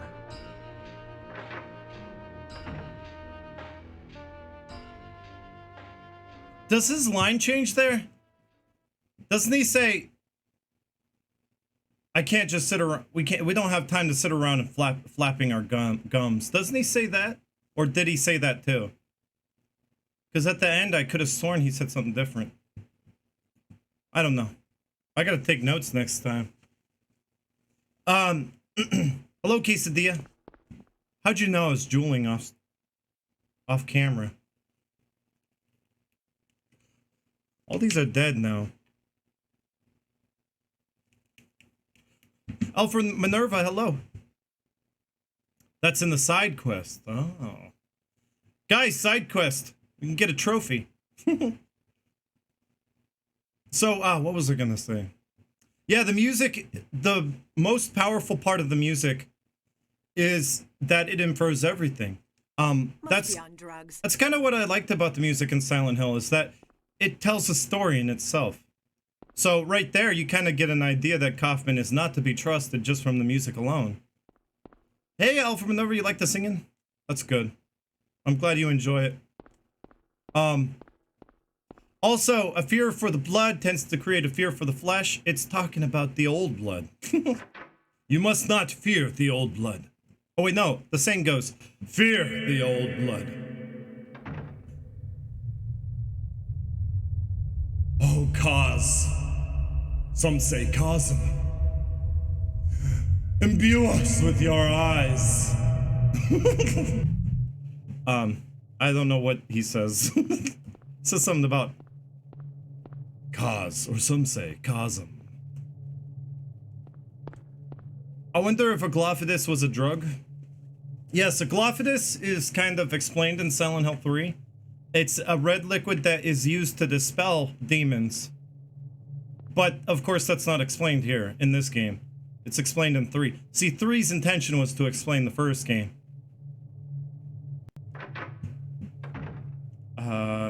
Where? Did you see Carl Sagan? Carl Sagan!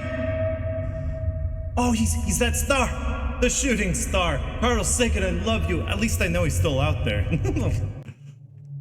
He's in the cosmos now. Did you think Glophodus tastes like cherry jello? You know, it kind of would, wouldn't it? It would taste like liquefied jello. Almost like Kool-Aid, I guess.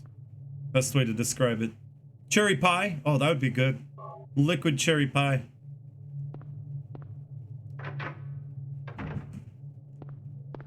What's in this book? Anything? No, nothing unusual. So what you find that's the most important here is how, is this clipped out newspaper article. Oh my god, shooting star meme. It'd be like this.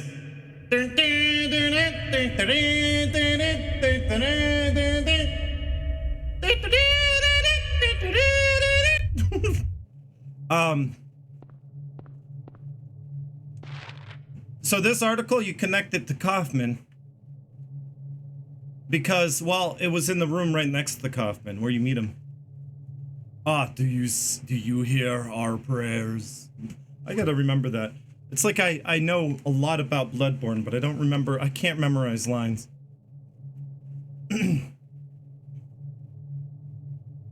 Everyone's playing Animal Crossing, it's true.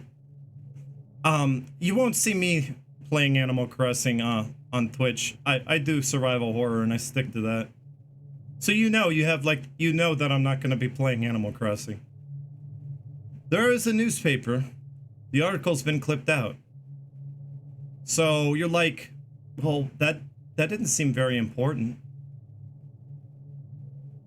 Give us eyes. Give us eyes. And the great chasm of Mud Lake. Give us eyes. You're getting me into the Bloodborne mood now. So you think that this memo is pretty pointless. You're like, okay, that was stupid. Why do I care about a memo that newspaper has a clipped out article? Well, if you can, it's all about inference. Silent Hill's about connecting the evidence to inform the whole. And this is kind of where I learned inference. You can learn a lot about how to piece together a story without the story flat out telling you, by trying to piece together the lore of Silent Hill 1. Well, you encounter a newspaper later, also in Kaufman's domain. I'm Orange Fungo Remix. Yeah, Bloodborne is a survival horror, so I would stream that in the future. So you infer that Kaufman is keeping tabs on the investigation. That's kind of what it infers. Also, it kind of tells you a little bit more about what's going on with the investigation. Animal Crossing is kind of a personal experience. It's not something necessarily that would be very good to be streamed, I would say. I say Animal Crossing's very much a personal experience. It's kind of your personal story. It's your, I don't know, like you get to collect stuff. You collect. It's all a hoarding simulator. That's what it is. Animal Crossing, a hoarding simulator. I'm much glad I could watch some Silent Hill here tonight. Yeah, that's good. Thank you, Minerva. I'm glad you're here to watch it with me. It's definitely something you play for yourself. Watching someone else play it isn't quite the same. So I went into that big room, which is the conference room. You find the key to the basement. Hoarding simulator. I don't think Animal Crossing was all about that in the past, but this, you know, recently, they added a lot more stuff to the game, so you can collect a lot more in the recent titles.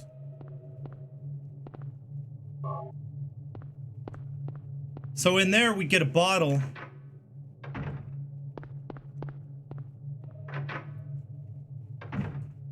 And he says here, I wonder if the flavor text has changed.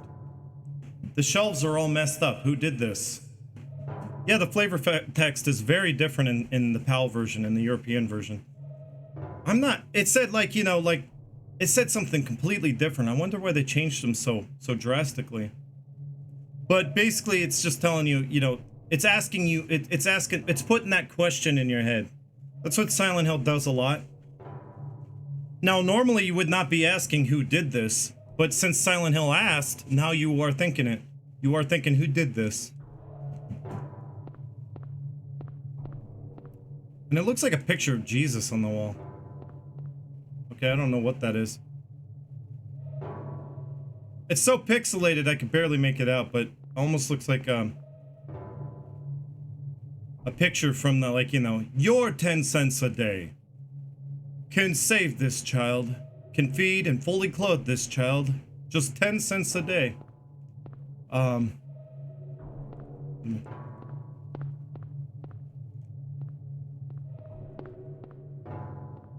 So the camera kind of zooms in, that cinematic camera. This is what I'm talking about with the cinematic camera. What it can emphasize this just by walking up to it. This is important. You know from the camera change. A glass vial lies shattered. It's not just broken, it's been smashed to bits.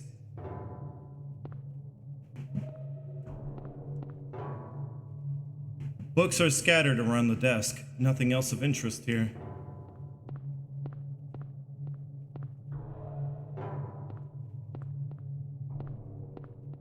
Guess that's it. So you may have the wise idea well, it's important, right? You're like, well, it must be important enough for someone to try to get rid of. Someone searched through the whole room to find this glass vial and shatter it. So you think, oh, I picked up a plastic bottle, maybe that's what it's for. You could scoop up some of the liquid. Yeah, that text is very different. All the flavor text is very different. I wonder why they changed it. The fluffy teddy bear, I am midnight? What do you mean by that? You have a Halo of the Sun wallpaper in your house? Are you serious?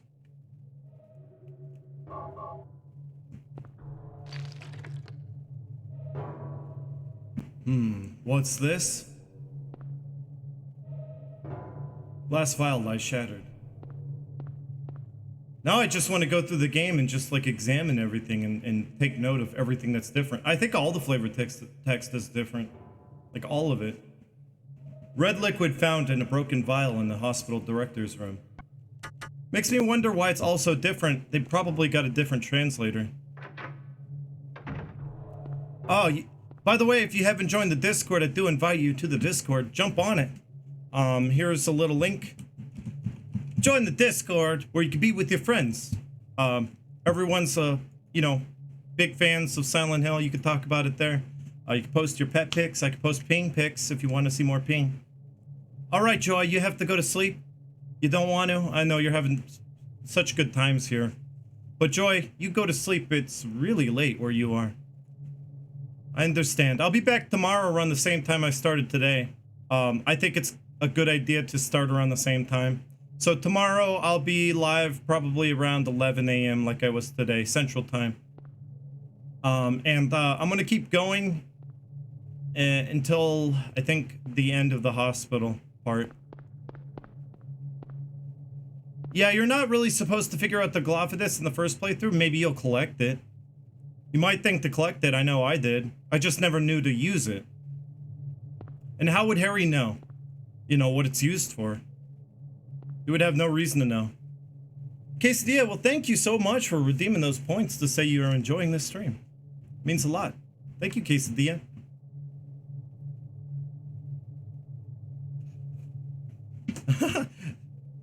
Oh, you're talking to Midnight Snow.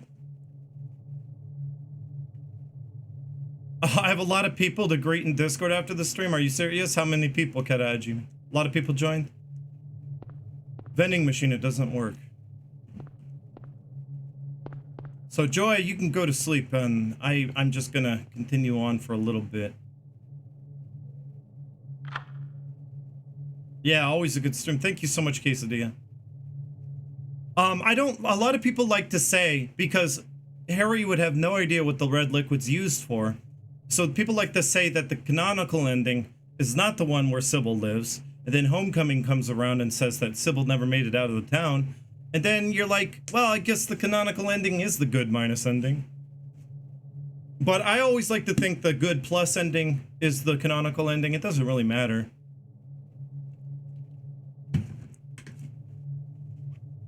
Maybe 10 minutes? Okay, sounds good. I used the basement key. We're gonna go down into the basement now. This is where the game really amps up in atmosphere and terror. Dread. That's the real word.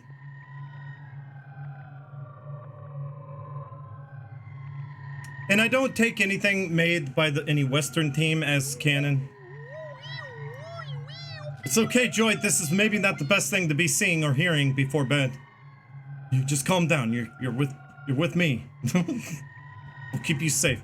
To everyone here, this is a prayer to the great tiger in space. Alpha Minerva says to everyone here to stay healthy and happy. Also, for good things to happen this summer to all of us. Before the basement. Thank you, Alpha Minerva, for the prayer to Tiger.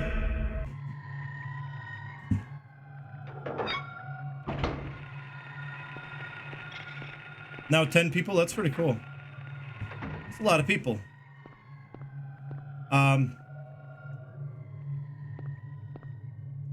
Whew, the music's gone. Oh, you like the Esperandote? Am I saying it right? Is it Esperandote? I don't know what it means. What does that word mean? And yes, that is the one song that's not written by Akira Yamaoka.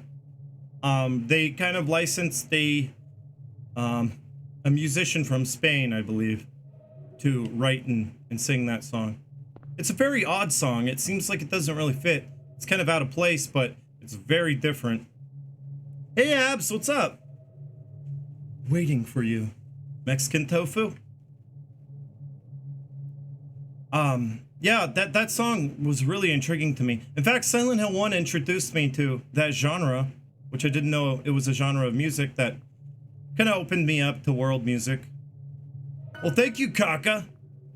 Welcome to the stream. How are you doing, Kaka? And thank you for the 10 bits. Shadow again. It means waiting for you. Oh, does it really? Interesting. I kind of knew that before, I just forgot. Sparandote means waiting for you. And I never really looked at the translation for the lyrics. I wonder what they say. Now I'm curious. The in-house generator powers elevators, ICUs, and operating rooms only. Do you want to press the switch? Yes. Power's on. Thank you for the 20 bits, Jet. Oh, I didn't know you were still out there. The song is a tango, an Argentinian folklore music. It's so different, I never heard anything like it before. Trophy! Is it for turning on a generator? I got a trophy, so did everyone. Oh. Joy, thank you for the 56 bits. Oh no, cockroaches! They want to rape my feet! Rape my feet! This'll teach you to roach! Rock out with your cock out! Well, they're already way ahead of me on that one. Oh, kicked it in the dick. Silent Hill 4 has a song called Waiting for You. That's right, it does. Now that I think of it.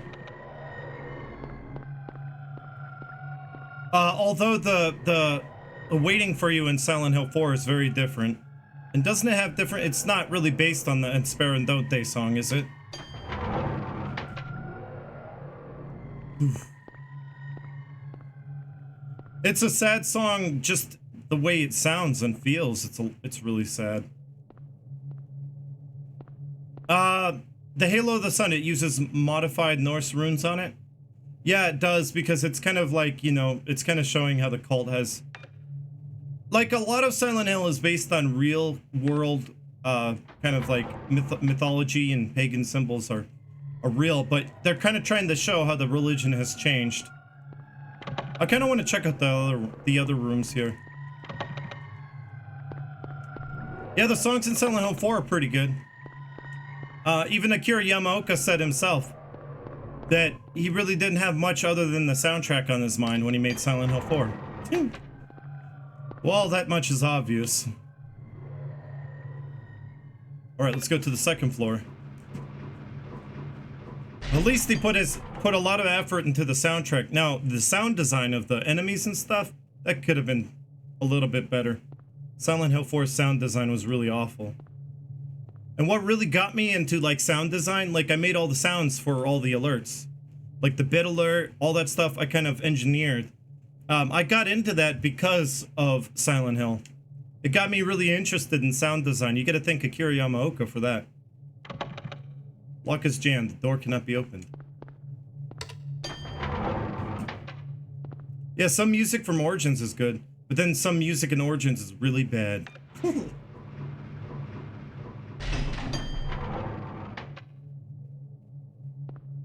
There you go. There's my SoundCloud, right? So you could check out some of my songs and some of my music, which you could say I was inspired a lot from Akira Yamaoka and Silent Hill in general.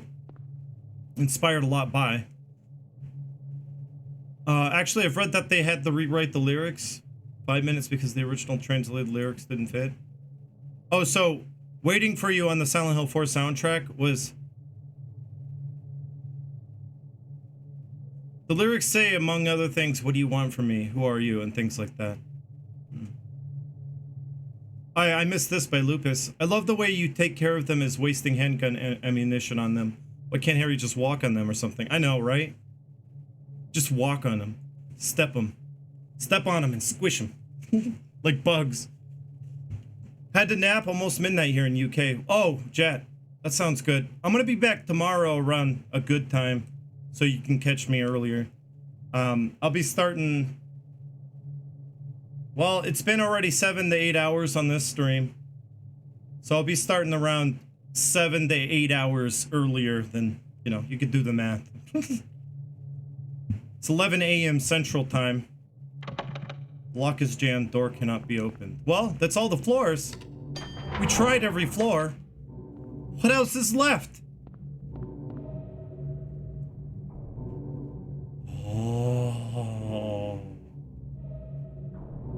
Oh, that wasn't there before, was it? A fourth floor?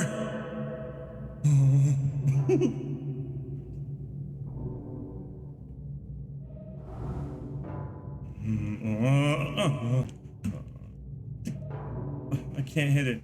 I'm too scared.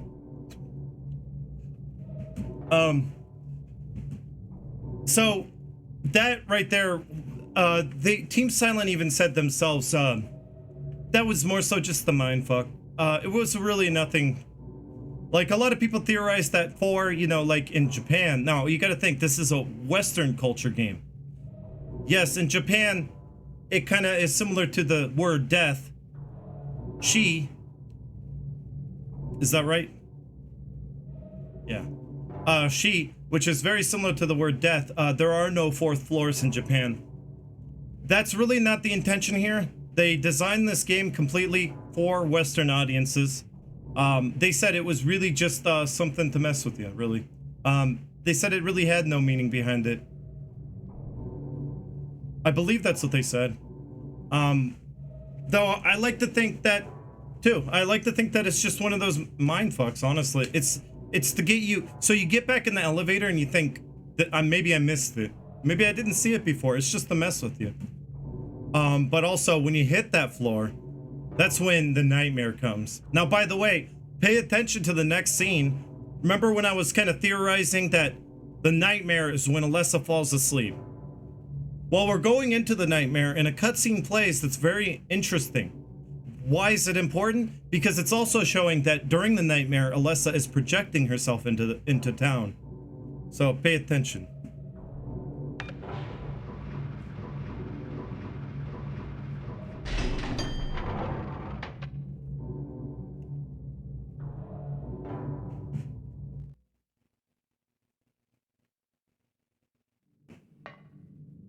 Oh, there she is. Very short scene that doesn't seem very important. But it is important. It's to show you that Alessa is busy. She's back out and at it. Invaded by the other world, by a world of someone's nightmarish delusions come to life. And it's supposed to kind of give you that foreboding sense of, oh shit, I'm running out of time. I gotta stop her from spreading that seal of Metatron around. You know, she's at it, and I'm stuck in here, and I gotta get through this real quickly so I can stop her. Because what they're doing a lot of is they're kind of they're informing the player that she is evil, that she's bad, and that she's going around spreading this seal and just spreading the nightmare and making it worse. When in reality, the nightmare is just being cast on the town without her knowledge of it. It's just kind of unintentional. And it's just happening. And Harry's more in tune with it because of his close affinity to Cheryl, which is the other half of the soul. And he's more in tune with it, so he's seeing that nightmare. So he's going along with Alessa's sleep cycle. She goes to sleep, it gets dark. She has a nightmare. It becomes a nightmare. She wakes up, it's a foggy town again. And she can only really project herself when she's having a nightmare, when she's asleep.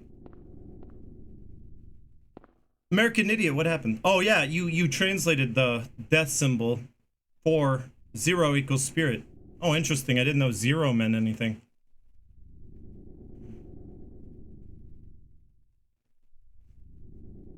I smell burning for a split second. It just got real hot.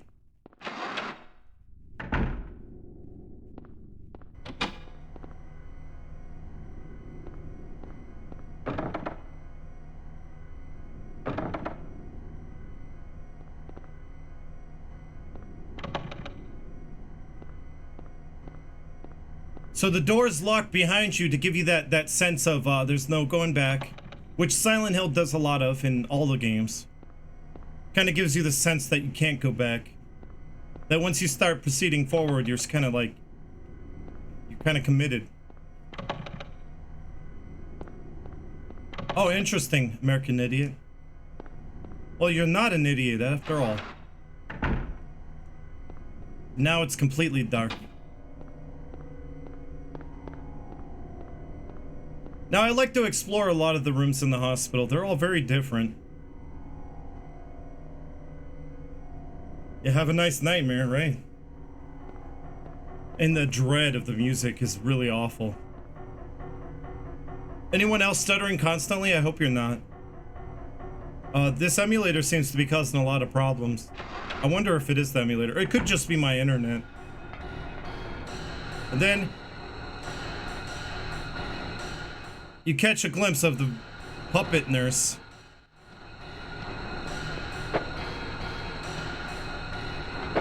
Now, if you look closely...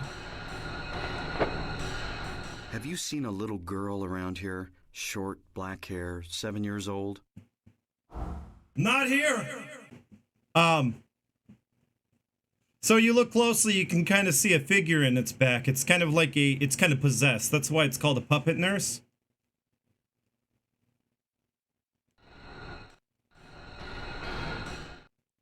Yeah, if you look closely, now in this version of the game, they censored it even more, by the way. Guys, I can't even tell what it is now. Oh, they changed it. The PAL version of the game changed it. They made it look less like anything, really. It doesn't really look like anything. It just looks like a pimple. So That's interesting. They changed the nurses. They redesigned them. Big time. Now you can tell what it is even less. And originally it was a baby. It had arms that moved independently. In the cut content, it kind of discovered that it was a baby fetus buried into the back of the nurses and doctors. And the whole symbolism behind that, I feel, is it's kind of related to, yeah, it's censored again, even more. I don't know how. But now you can't even make out any figure at all. But yeah, it was supposed to be a baby fetus buried into the back. It had arms and everything. And it wriggled and moved. And it's what possessed these nurses. It's supposed to be, my theory is, it was supposed to be a representation or kind of like Alessa projecting how it felt to have, you know, like a parasitic god in her womb feeding off of her hatred, her emotions, like her fear and pain and hatred and all that. Like she kind of saw the god in their womb as a parasite, and she's projecting that onto the nurses and doctors. This is, yeah, the European version. My first time ever playing it. And I'm noticing now that this is so censored. And it's kind of unfortunate you guys got, like, such bad censorship over there.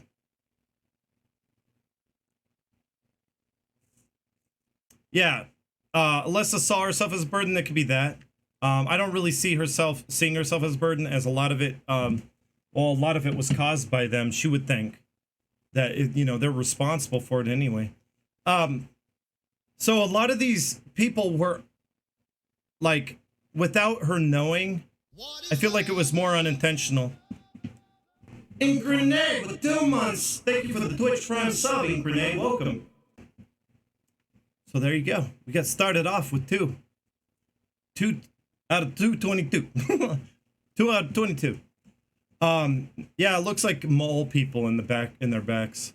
I like to think that Alessa is projecting this unintentionally. She's not doing it on purpose. She's only projecting it because, like, this is what she feels. And look, you can't even make out what it is.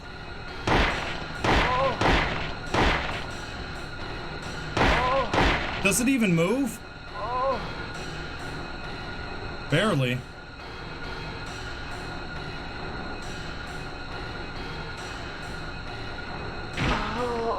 So you can kind of see there where it's moving, and kind of looks like it's supposed to be like a fetus in their back. Interesting that they took that out, but they kind of like censored it even more. I didn't know that. Well, yeah, Europe was pretty strict about the censorship, I could tell. By the way, I have to go. Don't look, I'm busy. Don't look!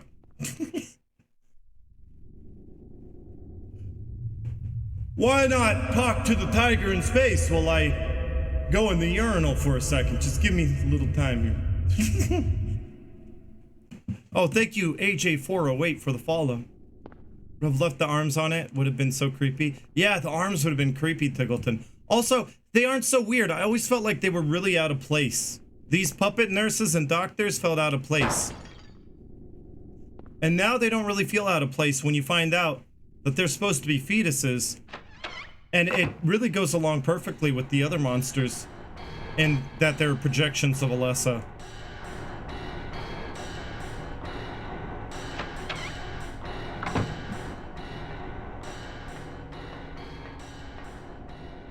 When a crow caws, it says aho, which is also another word for idiot. I know in Japanese culture, they do kind of regard crows as a bad omen. Kind of like the way, you know, owls are projected in this game. Is there a sound effect to summon the wisdom of Fungo? Yeah. You could do exclamation mark impression.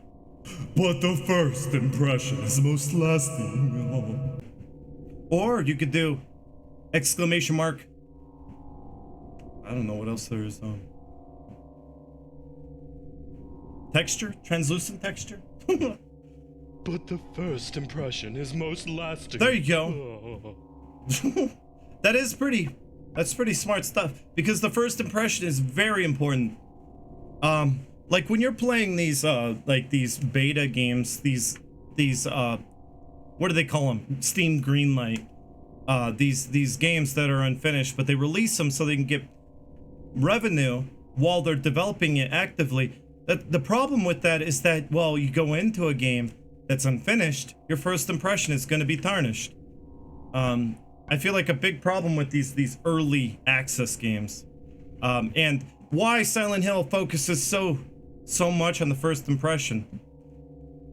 I think it's translucent. I don't know if it's just texture or translucent texture. Yes. PlayStation 2. Wait, no. PlayStation 3 had weak point for using translucent texture. But PS2 had no such a weak point. I got shotgun shells. And here is where we can watch the videotape that we get later. Oh, of course, on the TV overlay. Why would I do it without?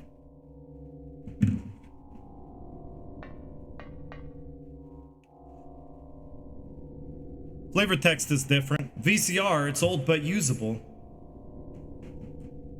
Interesting. So they got a new translator to go through and translate all the flavor text. Isn't that weird? So that's why they're so different. They're drastically different. Hello, X-Jennykins. Happy Friday to you too. Hope you're doing well. Now the censorship is not to blame for the flavor text being so different. I don't know how I feel between the two versions. I guess I don't really see a big difference. I guess you would say the flavor text in this one is better. Cat 1985, welcome. How are you doing?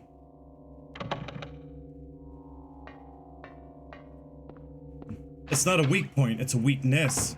Otacon from the shitty MGS1 remake. Oh, you mean, is it called Twin Snakes? Ow. Just slashing me up. Can I use it on him? I could dispel the demon? See? Harry doesn't know what it's used for. Proof.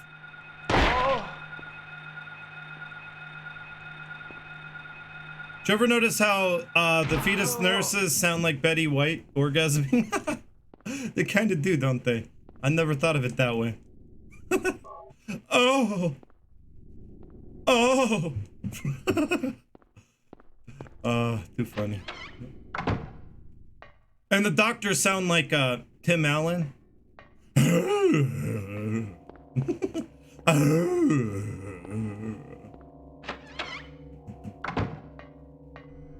Yeah, I feel like the flavor text is elaborates more in little text. It has less text to say more. I've noticed that so far. Let's see what he says about... Actually, I feel like going through and examining everything now. Just some dryers, useless now. See? Useless now. Oh, Harry wants to dry some clothes. Do you need to use a dryer? It's useless. And I really love how the ambience does change room to room. That was kind of new technology back then. You don't really see a whole lot of that now, actually. Modern games don't do it. It's layering audio on top. In fact, a lot of programming went into the audio.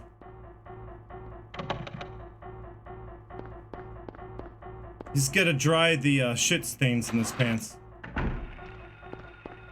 Yeah, the tentacle death scene. I wonder if how different everything is now.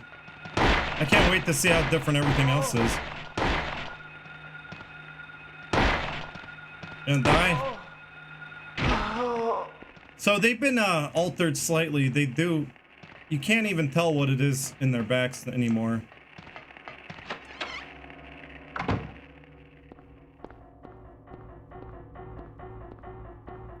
Now, what we're collecting are different plates that are inspired from from Alice in Wonderland.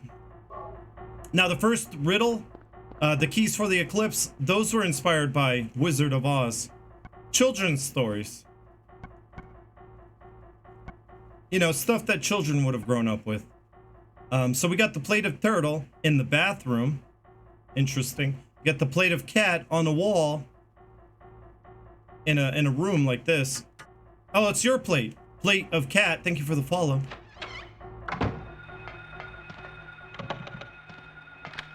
Now, they do purposefully place everything kind of relevant to the item. You know, with the plate of turtle being in the bathroom, I mean, that just makes sense, right? But the next plate we're gonna get is in, well, it's the next one in the director's office. And you get the plate of queen in there. And, well, the queen is like the director. She kind of controls that whole, she's kind of the queen of the whole world in Alice in Wonderland.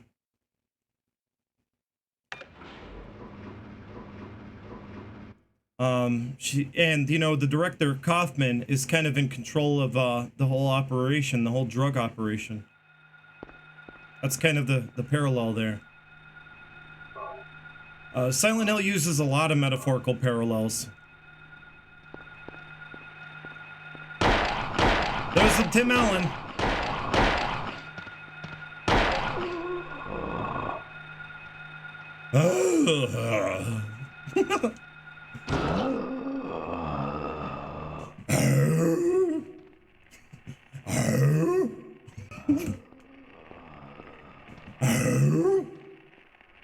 I'm communicating with him. This is how you communicate with them.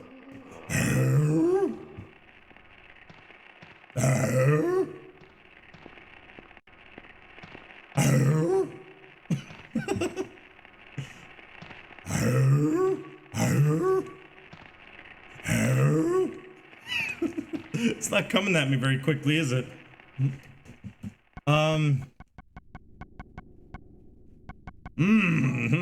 Let's beat it down. Beating me down. Ow. Down into the ground. Beating me down. Ow. And they have a different animation when you smack them down like that. Interesting that they kind of like clutch their throat, like they're struggling to breathe and they're suffocating. Corn reference out of nowhere.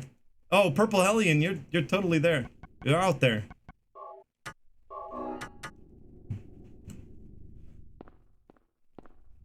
So, yeah, they have a different animation when you beat them down. Actually, I want to go down to the basement because there is a cool weapon down there. Should be. Could be different. Those are mating sounds. That's how that's how the nurses and doctors mate. In fact, the doctors they mate with each other. The nurses, they mate with each other, I guess, too. I don't know how they call it. The mating calls for the nurses. DJ does Fungus channels Jonathan Davis while bludgeoning Tim Allen. ASMR. Hello, Snedagaskar. And thank you. Maybe I can get a lot of mates, you know. In fact, did you know the alpha male puppet nurse or doctor? The alpha male gets all the nurses. Let's see. Well, it's been a while, been a long, long time since I seen that. 69, yeah. Thank you so much, Snedagaskar, for reminding me of the two most important numbers. And now I must go mate.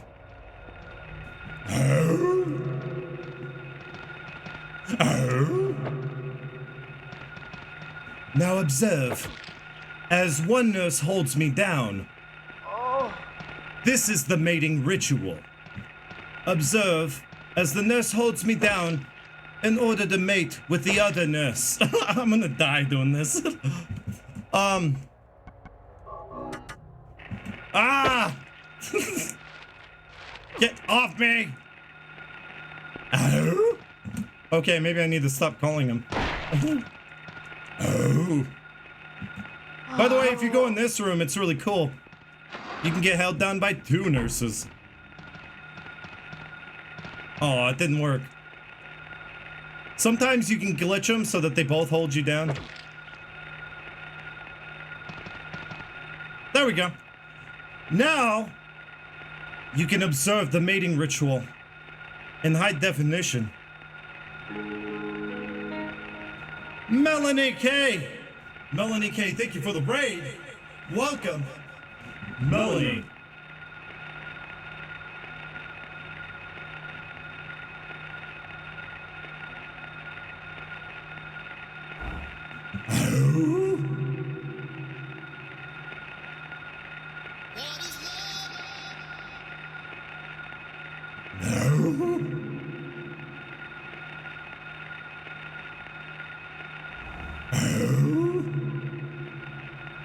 Oh, this may be against Twitch TOS. Maybe I should censor it.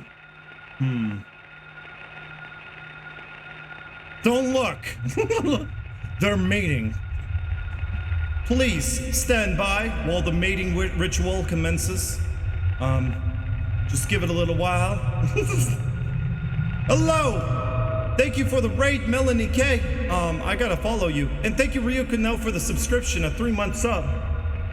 Well, thank you, Ryo Kanel.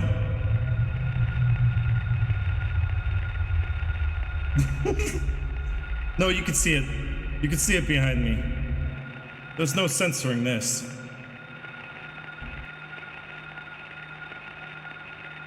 So yeah, you can get it to go on for a while. Oh, let's censor it with the TV overlay. There we go. Deep Rock Galactic. The nurses are feeling my deep rock. Oh, that was a good. Whoa, whoa, whoa. Whoa! Harry Mason is getting it on. Now please stand by until the mating ritual is over. Hello, Catalytic Asia, welcome. We're just giving some privacy to Harry, who is the alpha male. Oh, it's very erotic, Sned, I know. Good night, Joy, you have a good sleep. He was just here on vacation, but he found a lot more. He found love along the way. How about that for a vacation? Hey, Vempataha, welcome. How are you doing? Catalytic Asia, it's good to have you. Now I gotta get the nurses off me. Oh no, it's broken. Infinite loop. Hey, Ping. Ah! Don't distract me, Ping, damn it. Yes, I am still going. But, just getting to the end of the hospital part. Hurry, like, oh?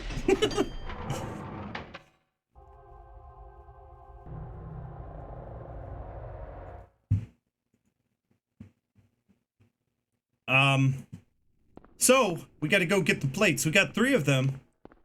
But we also need a little bit more than that. That's the basement. This is the director's office. And you find the plate of the queen. And also a loud banging sound.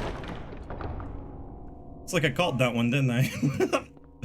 I'm gonna go ahead and save. Because you never know.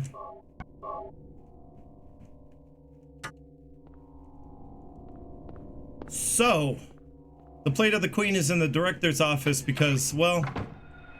How are you doing, Melanie? Ping is here telling me, you gotta stop what you're doing. There's nothing in here but a doctor.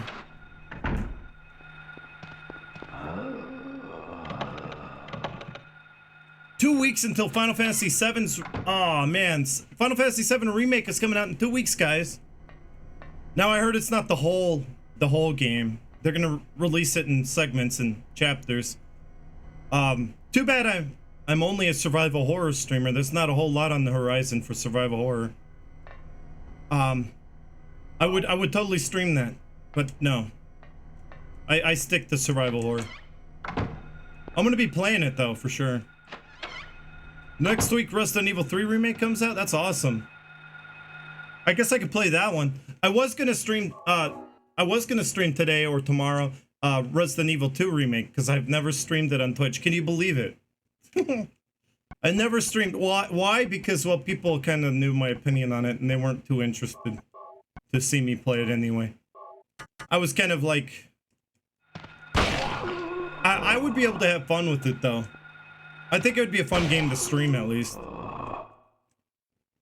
So I think I'm gonna stream Resident Evil 2 remake. Probably before Resident Evil 3 comes out. If you guys will come watch me play it. When is that? Well, it comes out when? March or April what? I could stream it next weekend.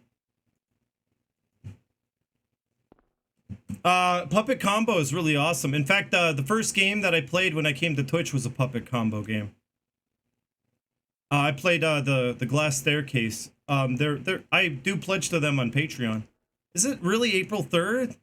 Well, there's no way I could play the Resident Evil 2 remake in the week because it comes out in the week. Well, I'm gonna have to stream extra hours then. Well, I don't have to stream Resident Evil 3 remake on launch day, do I? Well, everyone's gonna be playing Resident Evil 3 though. Now listen. The sound is coming from beyond the door. We meet someone there. Oh, Catalytic Isha, thank you. At least I know you'll watch me. Yeah, Resident Evil 2 on hardcore, that's how I first played it. I think it would be a better game if I played it, if I streamed it. I bet you I would struggle hard with it if I streamed it.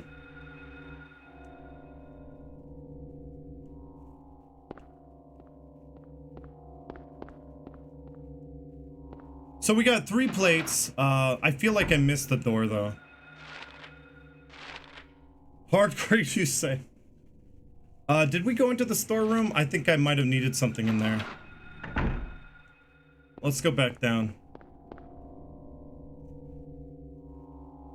I can't believe it's only coming out in a week. Like next Friday. Isn't that crazy? I haven't even streamed the Resident Evil 2 remake yet. No, nothing in here. Just the loud noise. I came all the way down here just to hear this. With eggs and wine. That sounds pretty good, actually. Are they like deviled eggs? That sounds awesome. Nun Massacre to the end? Yeah, Killer 7's pretty good. That's a very interesting genre. I mean, Killer 7's very different. I've never played a game quite like that. I don't want to mess with that. Oh. Lisa Garland is a reference to Judy Garland from The Wizard of Oz. Interesting, Gargle, if that's true. I didn't know that she was inspired by a character from Wizard of Oz. Who's Lisa Garland? Who's Judy Garland? Now she shares the same last name. Interesting. I never knew that. See, I gotta research more. So I got a lighter. I need distilled alcohol. There's an egg emote, for sure. Everything's better with eggs.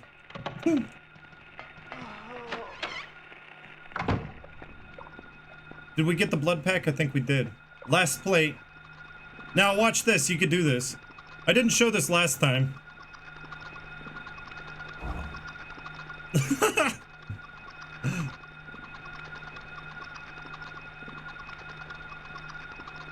You know what'd go well with this? This beautiful song.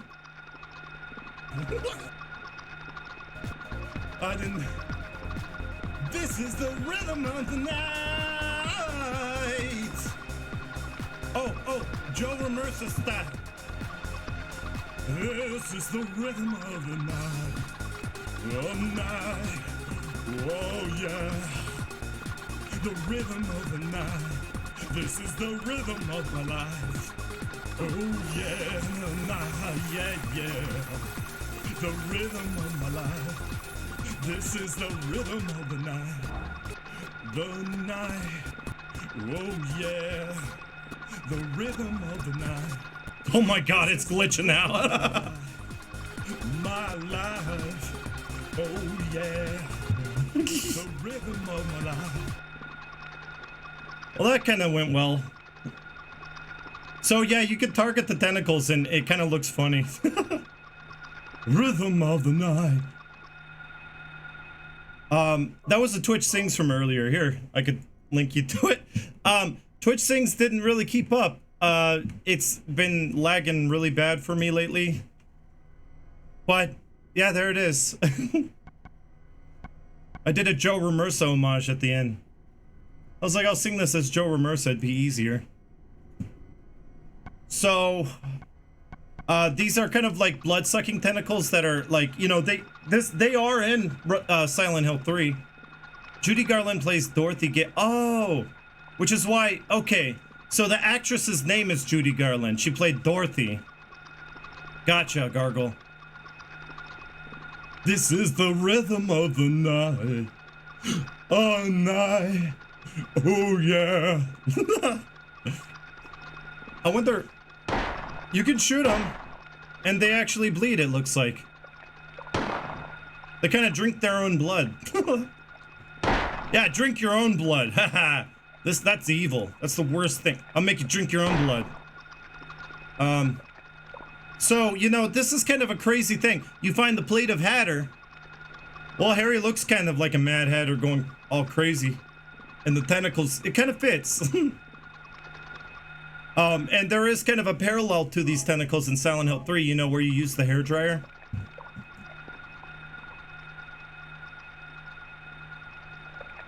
Well, there you go. They move aside, drink the blood that you just gave them so that you can get the plate of Hatter. Which seems to really fit there. I want to see how different that riddle is for the different colors. Probably very different. Let's take a look. I got the distilled... Oh no, I'm gonna get it soon. It just seems to make sense. Perfectly logical. Change places! Okay, here we go. Clouds flowing over a hill. Sky on a sunny day. Tangerines that are bitter. Lucky four-leaf clover. Violets in the garden. Dandelions along a path. Unavoidable sleeping time. Liquid flowing from a slashed wrist. Nah, they're all the same. All the same. It kind of gives you an idea of what order the colors go in. Yeah, it kind of goes from 0 to 100. It does. I kind of like how it does that. It's very abrupt and right at the end. Retro Gamer, hello. I don't know what you're posting. If it's a link, it's censored. It's a good poem, but I think it kind of correlates very closely to Alessa, Unavoidable Sleeping Time. There's another little clue to clue you in that, you know, the nightmare has a lot to do with Alessa's sleep cycle. She's in and out of consciousness. It's kind of like a form of narcolepsy. She's kind of in and out. She can't really avoid it, which is kind of like how the nightmare goes. And she's kind of in a constant state of pain and healing and never really healing. So it goes. How's it go? Clouds flowing over a hill. Sky on a sunny day. The sky is blue on a sunny day. It's a clip, but I think slow mode is messing with it. Oh, I didn't know you made a clip. Did you make a clip of here? Flowers, puppies, candy, murder. That's pretty blatant. That's about how abrupt it is. Hello, Off-World Devil, welcome. Oh, did you really clip that, Retro? Well, I'm sorry, I won't post the link. You should be able to post the link to a clip, I thought. Maybe you can message it to Kata Hajime. So I think the dandelions along a path was first, right? So it goes, clouds flowing over a hill, sky on a sunny day, tangerines that are bitter. Lucky, wait, dandelions along a path, right? I get these backwards all the time. Violets in the garden. Lucky four-leaf clover. All has to do with the colors. Unavoidable sleeping time, which is black. Liquid flowing from a slashed wrist. It kind of, that last line kind of infers that Alessa's a little suicidal. As she wishes she could just end it all, but she can't. She's kind of stuck in torment and pain. She just curls up with her blanket of shame. You ever really notice the blanket of shame? The rhythm of the night. The rhythm. Oh, I got him backwards again. The four-leaf clover is on the other side. Always get him backwards. And I'm almost gonna get him backwards again. Thank you for the clip. I'll post that in Discord. You could also post it in Discord if you can't post it in the chat. Someone will post it there. Oh, you already did? Thanks, Kat Hajime. You're the clip meister. You're all about those clips. Alright. A lot of enemies I just want to avoid to get through this part. But you can't really avoid these. This one won't die. 3 shots? 4 shots? How many shots does it take? Oh my god. Oh, this is a handgun. I thought I had the shotgun. I should have known that. Okay. And then in here, we get the distilled alcohol. No, wait, we get basement storeroom key. Okay, that's part of the puzzle. Bunch of nurses guarding it.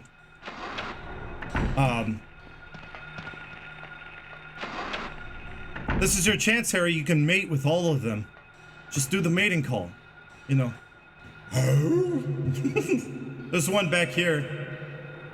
There's one back here kind of facing the camera. Kind of looks really creepy. I've never really looked at it.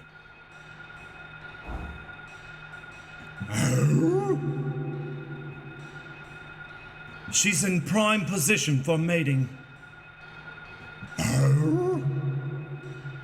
Observe as Harry Mason does the mating call. Ah! Harry Mason was rejected. She does not see him as the alpha male.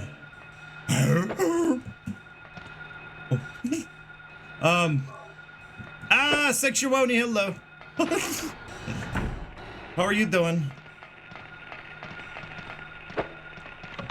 Oh, Hin, I didn't know you were still out there. Help! Wow, everybody wants a piece of that Harry. As you can see, many of the nurses agree. Harry Mason would be the best to carry on his genetics.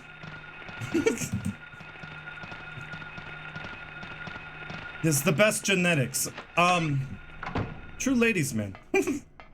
Yes, my internet went down and then I didn't hear from you since then. Did you fall asleep? I like jumping backwards. We're gonna get through the whole game jumping backwards now. Oh, you've had a rough few days? Oh, that's too bad. Oh, relationship-wise? Relationships are a lot of work and... yeah, true suffering. Sometimes. Well, I hope you feel better. Le Bust! Hello, welcome. You conked out? Sleeping on it. Well, it's no job. Dewey, hello. I know you've been out there. I gotta beat those fangirls off with a stick. There's so many Harry Mason fangirls out there.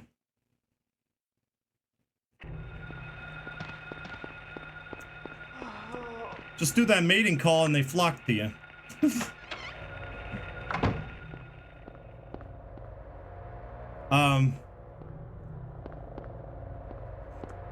Hi chat, how goes it tonight? Waiting for the Resident Evil Resistance beta to go live for PS4. Is it really going live today? Is it going live tonight? That'll be interesting to try out.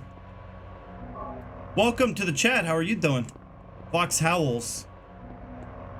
So you can see where the cabinet's been pushed before, so that's where you get the idea. By the way, you want to know where the cult hides their drugs?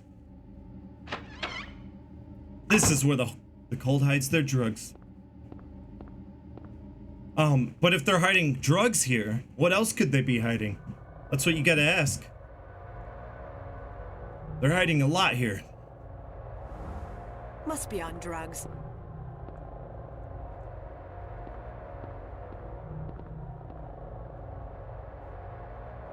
Looks like a hallway under the grate.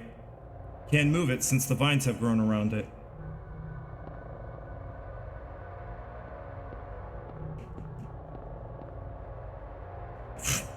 Not useful to you, Harry. But I know a lot of people who would love to have what's in these boxes.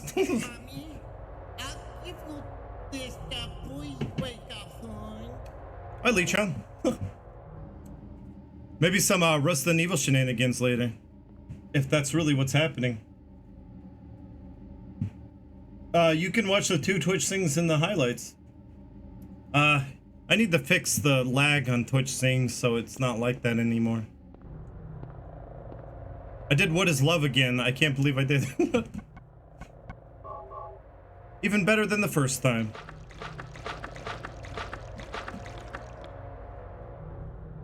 Pour disinfecting alcohol on the vines.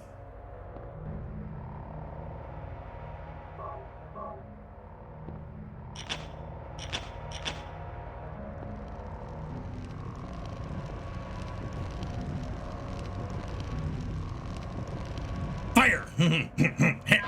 Fire! I just like to burn things. All right. Now we find the basement, which, the vines growing over that thing there, kind of like Katahaji me. It's so quick with those clips. It does infer a lot. It does infer that this has been a while, long abandoned. Well, where has Alessa been kept? Because we do find Alessa's sick room where she was kept for a very long time. Hello, the Wanderer. I wrote part pushing. Well, it don't matter. Thank you, Wanderer. It's like, you know, I'm still partner pushing. Like, still. It's like, what's taking so long? There, I'll put the end in there. Thank you. Fixed. Oh, it did say that.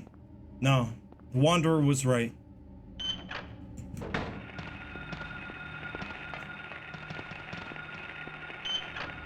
I hate the basement's basement. This is the scariest part of the game to me. Oh no! They all want that hairy butt.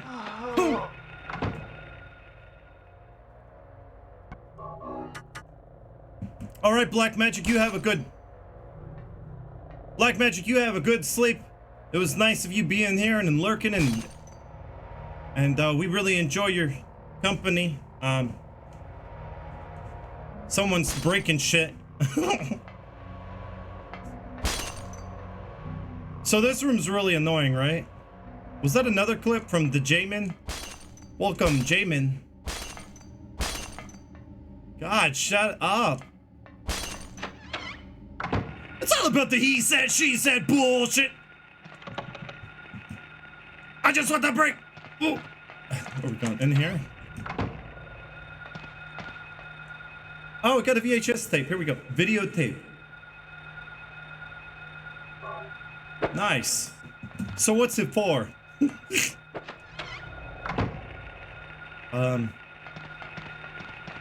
Clumsy ghost, right? Now you listen to me, you little asshole. Ah! They want that hairy butt. Oh. What's this? Oh my god. Looks like someone's been here.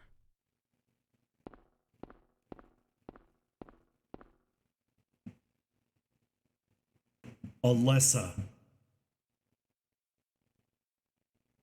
Alessa. So finally, after all these hours, after all these hours, we come to this point where we can finally put a name to a face.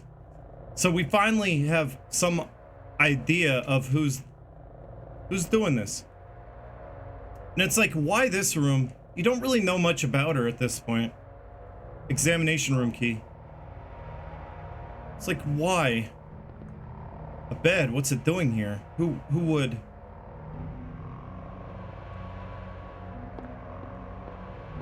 So yeah, this is pretty confusing on a first playthrough. You don't really know what you're seeing. What, a bed, what is all this? In fact, like the whole story you find out later about Alessa is, it's pretty complicated. This is kind of a new concept I've never seen before, Silent Hill, you know? Oh, you're actually Garglecox. Decided to change my name for Fungo's sake. Oh, that's cool. Jamin. Did you just change it?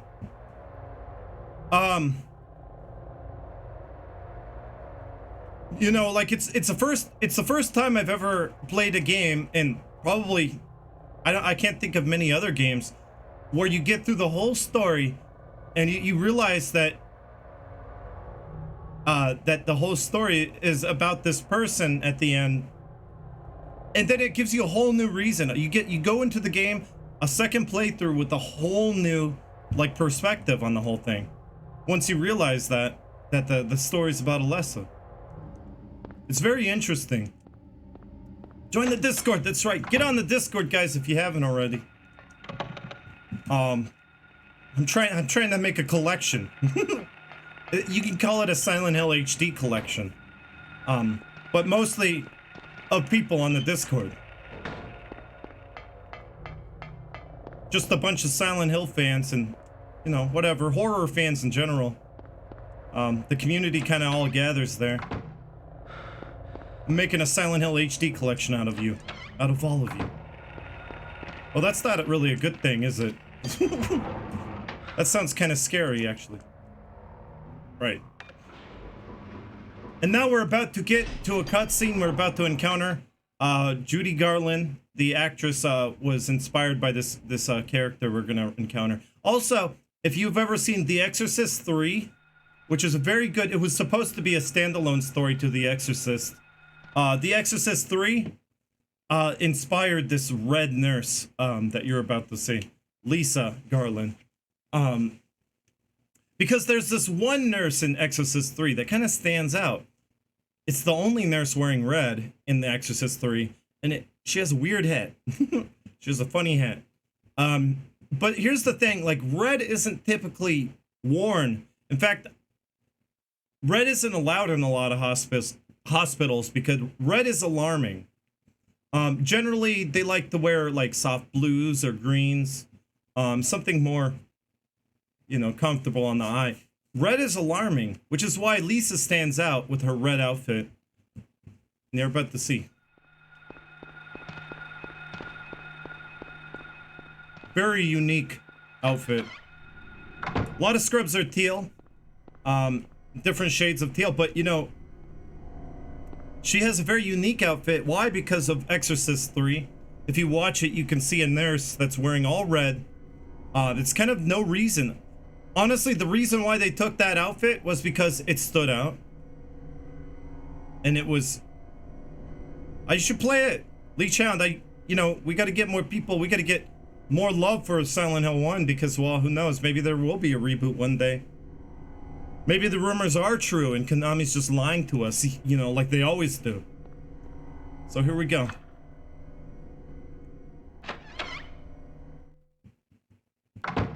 Hello, October Mark.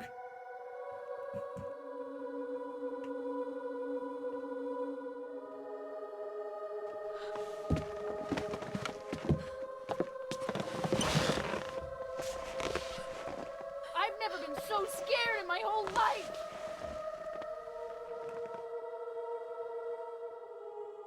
I love that pre-render right there. Finally, someone else who's okay. Who are you? My name's Lisa Garland. What's yours? Harry Mason. Harry, tell me what's happening here. Where is everybody? I must have gotten knocked out. When I came to, everyone was gone. It's awful. So you don't know anything either. Great. I just don't get it. It's like this is all some kind of bad dream. Sanosuke, thank you so much for the subs and everything. I hope you have a great sleep. I'm gonna be back tomorrow morning. I'm gonna end this stream after this. Have you seen a little girl around here? Short, black hair, 7 years old. A 7-year-old girl. What, she's your daughter? Yes. A 7-year-old girl. I can't say that I have. I was unconscious all this time. I'm sorry. That's all right. Do you know anything about all that weird stuff in the basement? No. Why? Is there something down there? You don't know? Don't you work here? We're under strict orders never to enter the basement storeroom. So I really don't know. What did you say was down there? Well, it's... I'd say, yeah, she's real Wanderer. Damn! My head. What's wrong? Harry? Harry, let me help you. Harry? Damn! My head. Was I dreaming? You were too late. It's you. Shit! Yes, Dahlia Gillespie. Tell me everything you know. What's going on? Darkness, darkness. The town is being devoured by darkness. Strength must overcome petty desire, childish sleep talk. I knew this day would come. What are you talking about? I've been expecting I don't understand a word of It was this. foretold by gyromancy. Believe the evidence of your eyes. Believe the evidence of your eyes. That is your destination. This is beyond my abilities. Only you can stop it now. Have you not seen the crest marked on the ground all over town? Time. So that's what I saw in the schoolyard. What does it mean? It is the mark of Samael. Don't let it be completed. Oh my god. Hey, wait!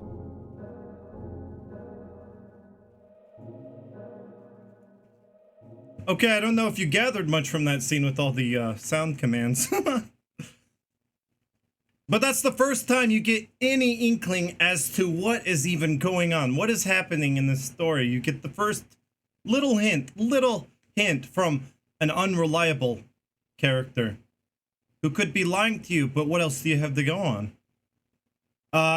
She's kind of a nut. And she's kind of like talking about this, a bunch of crazy darkness. It's like, oh, I know darkness, but you kind of go, oh, I kind of see what she's talking about now, because she's right. The darkness, the town is being overwhelmed by darkness. Okay, I see what you're talking about. So she talks about that is the mark of Samael. You don't want it to be completed. She is spreading this darkness. You have to stop her. So she's an unreliable character, but she's really the only source of information you have to go on. What makes this story so interesting is that you find out at the end you're being lied to the whole time, but not completely. She's lying to Harry.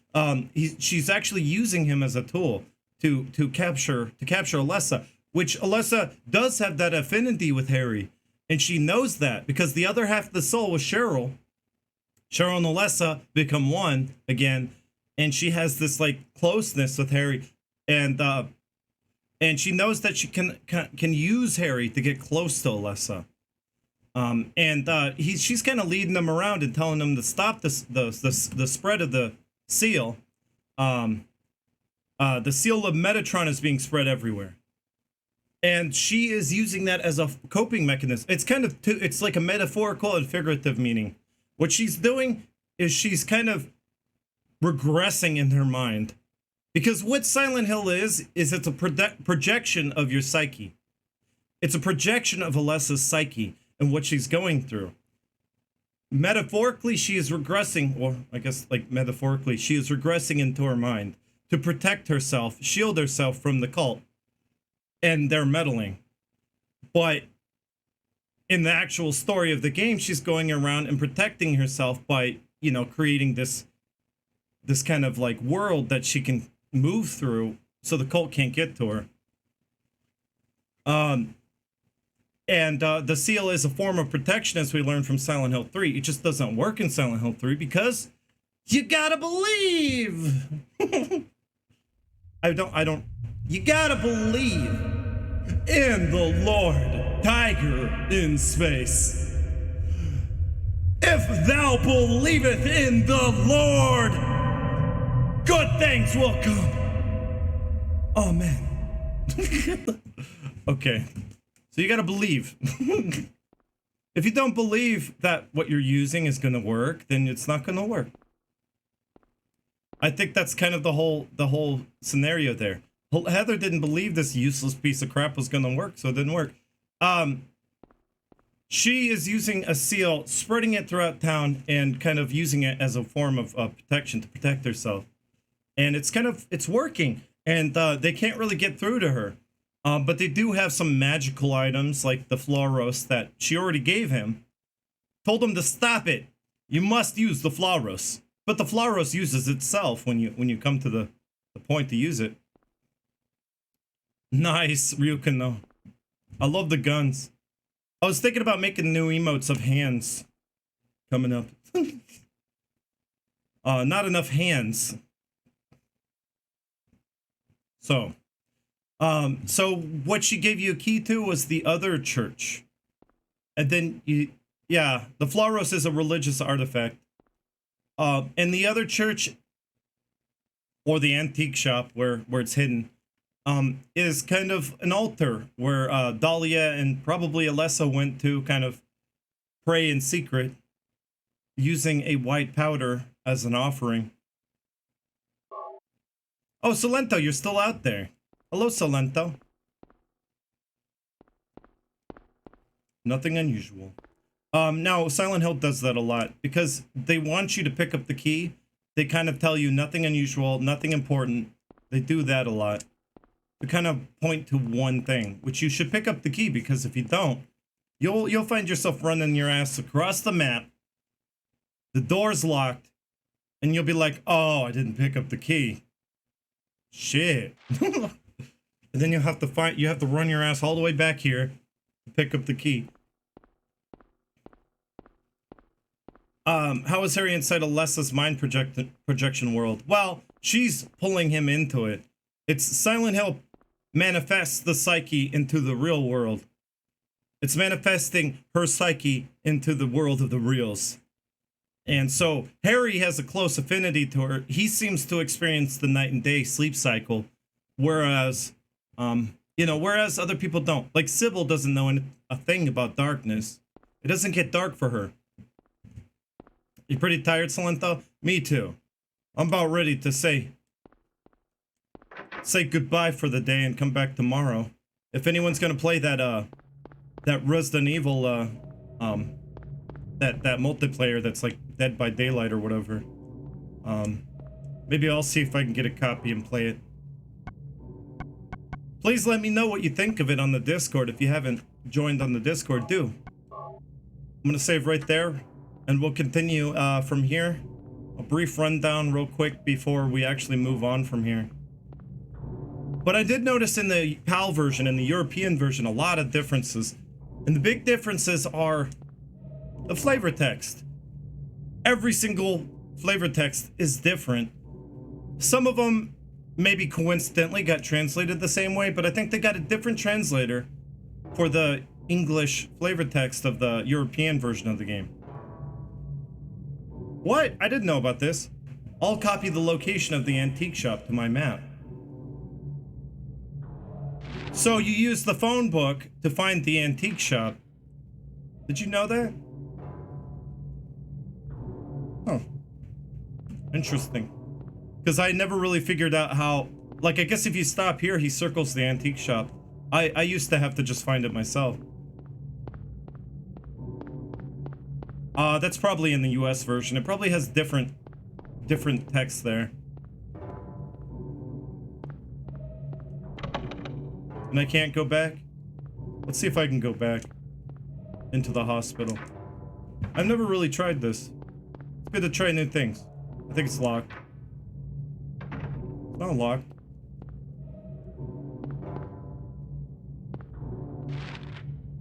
Oh, it's just a bunch of stuff we've already seen.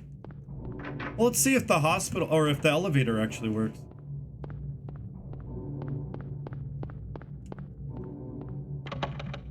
Lock is jammed to the director's office. Someone is going around breaking these doors, and we gotta stop it. You know, there's someone far worse than Alessa in this town. And it's whoever keeps jamming all these doors. Must be on drugs. We gotta put a stop to it. Oh. Great Tiger in space! We must find the individual jamming all the doors, locking all the doors, breaking all the locks of all the doors in the town of Silent Hill. We must find the person and put a stop. Cause I really want to go in there. Who's putting jam in the doors? By the way, this leads to right in the courtyard at the entrance. On the other side. If you go the other side, we could find that door. Who jammed this door? It's right where I need to go anyway. The next Silent Hill main character must be the locksmith. Dexter. I know a lot of people made that joke in the past. Damn. Silent Hill, the one thing Silent Hill could use is a locksmith. It's a vending machine, it doesn't work. I guess if I ever made a Silent Hill game, I would put a locksmith in there just as a joke character, you know? It's like I keep repairing all the doors, but then they just keep jamming.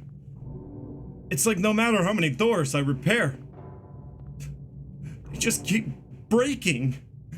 It's a nightmare! A nightmare!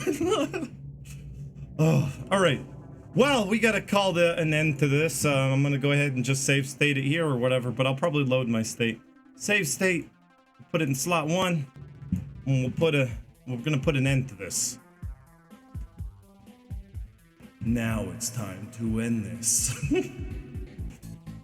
Oh, I hope you had fun. We started off with a bang, high energy, crazy stream, and we ended with a bang, right? So yeah, come back tomorrow, DBZ, if you had fun. See you tomorrow, and thank you so much. Y'all come back now, you hear? You hear? You hear? Or the anti-tiger will come out and get you while you sleep at night. Thank you for the laugh track. Well, thank you so much, Shadow Blazer, for all the bits throughout the stream. And that's 10. Another 10. Could add to the 169 total.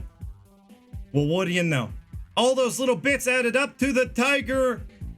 The number of the tiger in space. 169 bits. What do you know? Great way to end it. And perhaps we should do barrel roll. A what? A barrel roll with ping?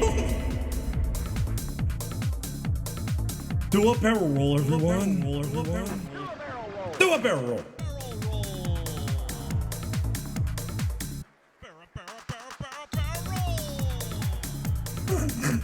I don't want to shake the baby. Roll! Yeah! Yeah, yeah, yeah! Yeah, yeah! All right. Ping is so cute, though, isn't she? Isn't she cute? Oh, Jet69. Thank you for the 20 bits. I'll be back tomorrow. If I don't start at 11 a.m. Central Time, I'll probably start a little bit later. Maybe a couple hours later. I usually start on Saturdays around 1 because people sleep in. And I don't want you guys to have to get up early if that's early for you. You guys want to sleep in, don't you? I might start at 1, so just to let you know. I might start a couple hours later. El Gato. This is Ping. El Gato. Yes, quesadilla. Oh, imagine an El Gato quesadilla. El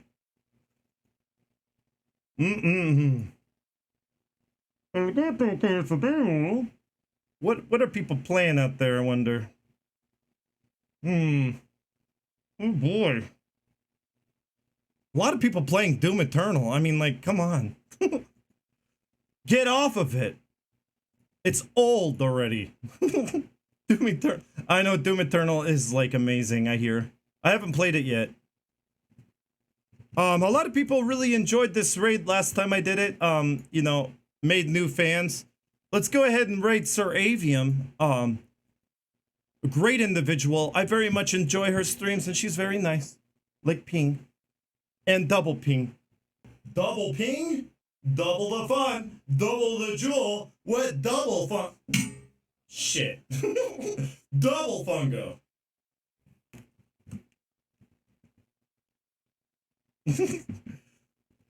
You go enjoy Sir Avium, who is playing Resident Evil 2, and I think the OG Resident Evil 2, since we did bring it up this stream. And Quesadilla says she's hilarious, so you'll like her. Quesadilla, you can vouch personally for Sir Avium. Wow, 128 viewers ready to raid Sir Avium. Holy crap, we got a lot of viewers ready to go see her.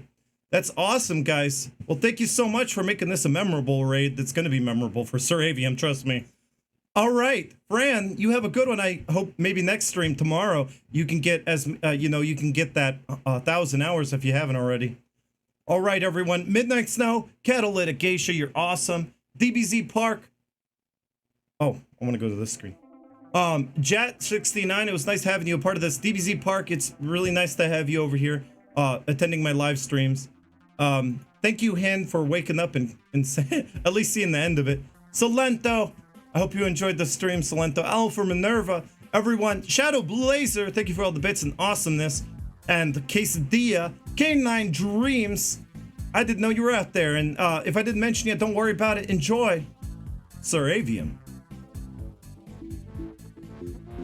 Resident Evil 2. Ooh, guys, welcome on in Fungo TV with the raid. Midnight Snow, L for Minerva. Welcome on in. DBZ Park, it's good to see you. Void Juice. Salento, Gabriella, Catalytic Geisha, Retro Gamer. It's good to see all of you. Funkadella Chica, hey, my friend. Quesadilla, you make me fucking hungry. Fungo, it's good to see you. Shadow Blazer, it's good to see you. Midnight Snow, thank you for that host. And Jet6 to 9, welcome on in. Star Controller, hey, I know you. What were you playing? I didn't see the shout out. There were so many things. K9 Dreams and Purple Hellion, welcome on in. It's good to see you guys. Oh, of course you're playing some Silent Hill. Blue Juice. Thank you for that. Guys, welcome on into the stream. My name's Sarah Avium. I play horror games poorly.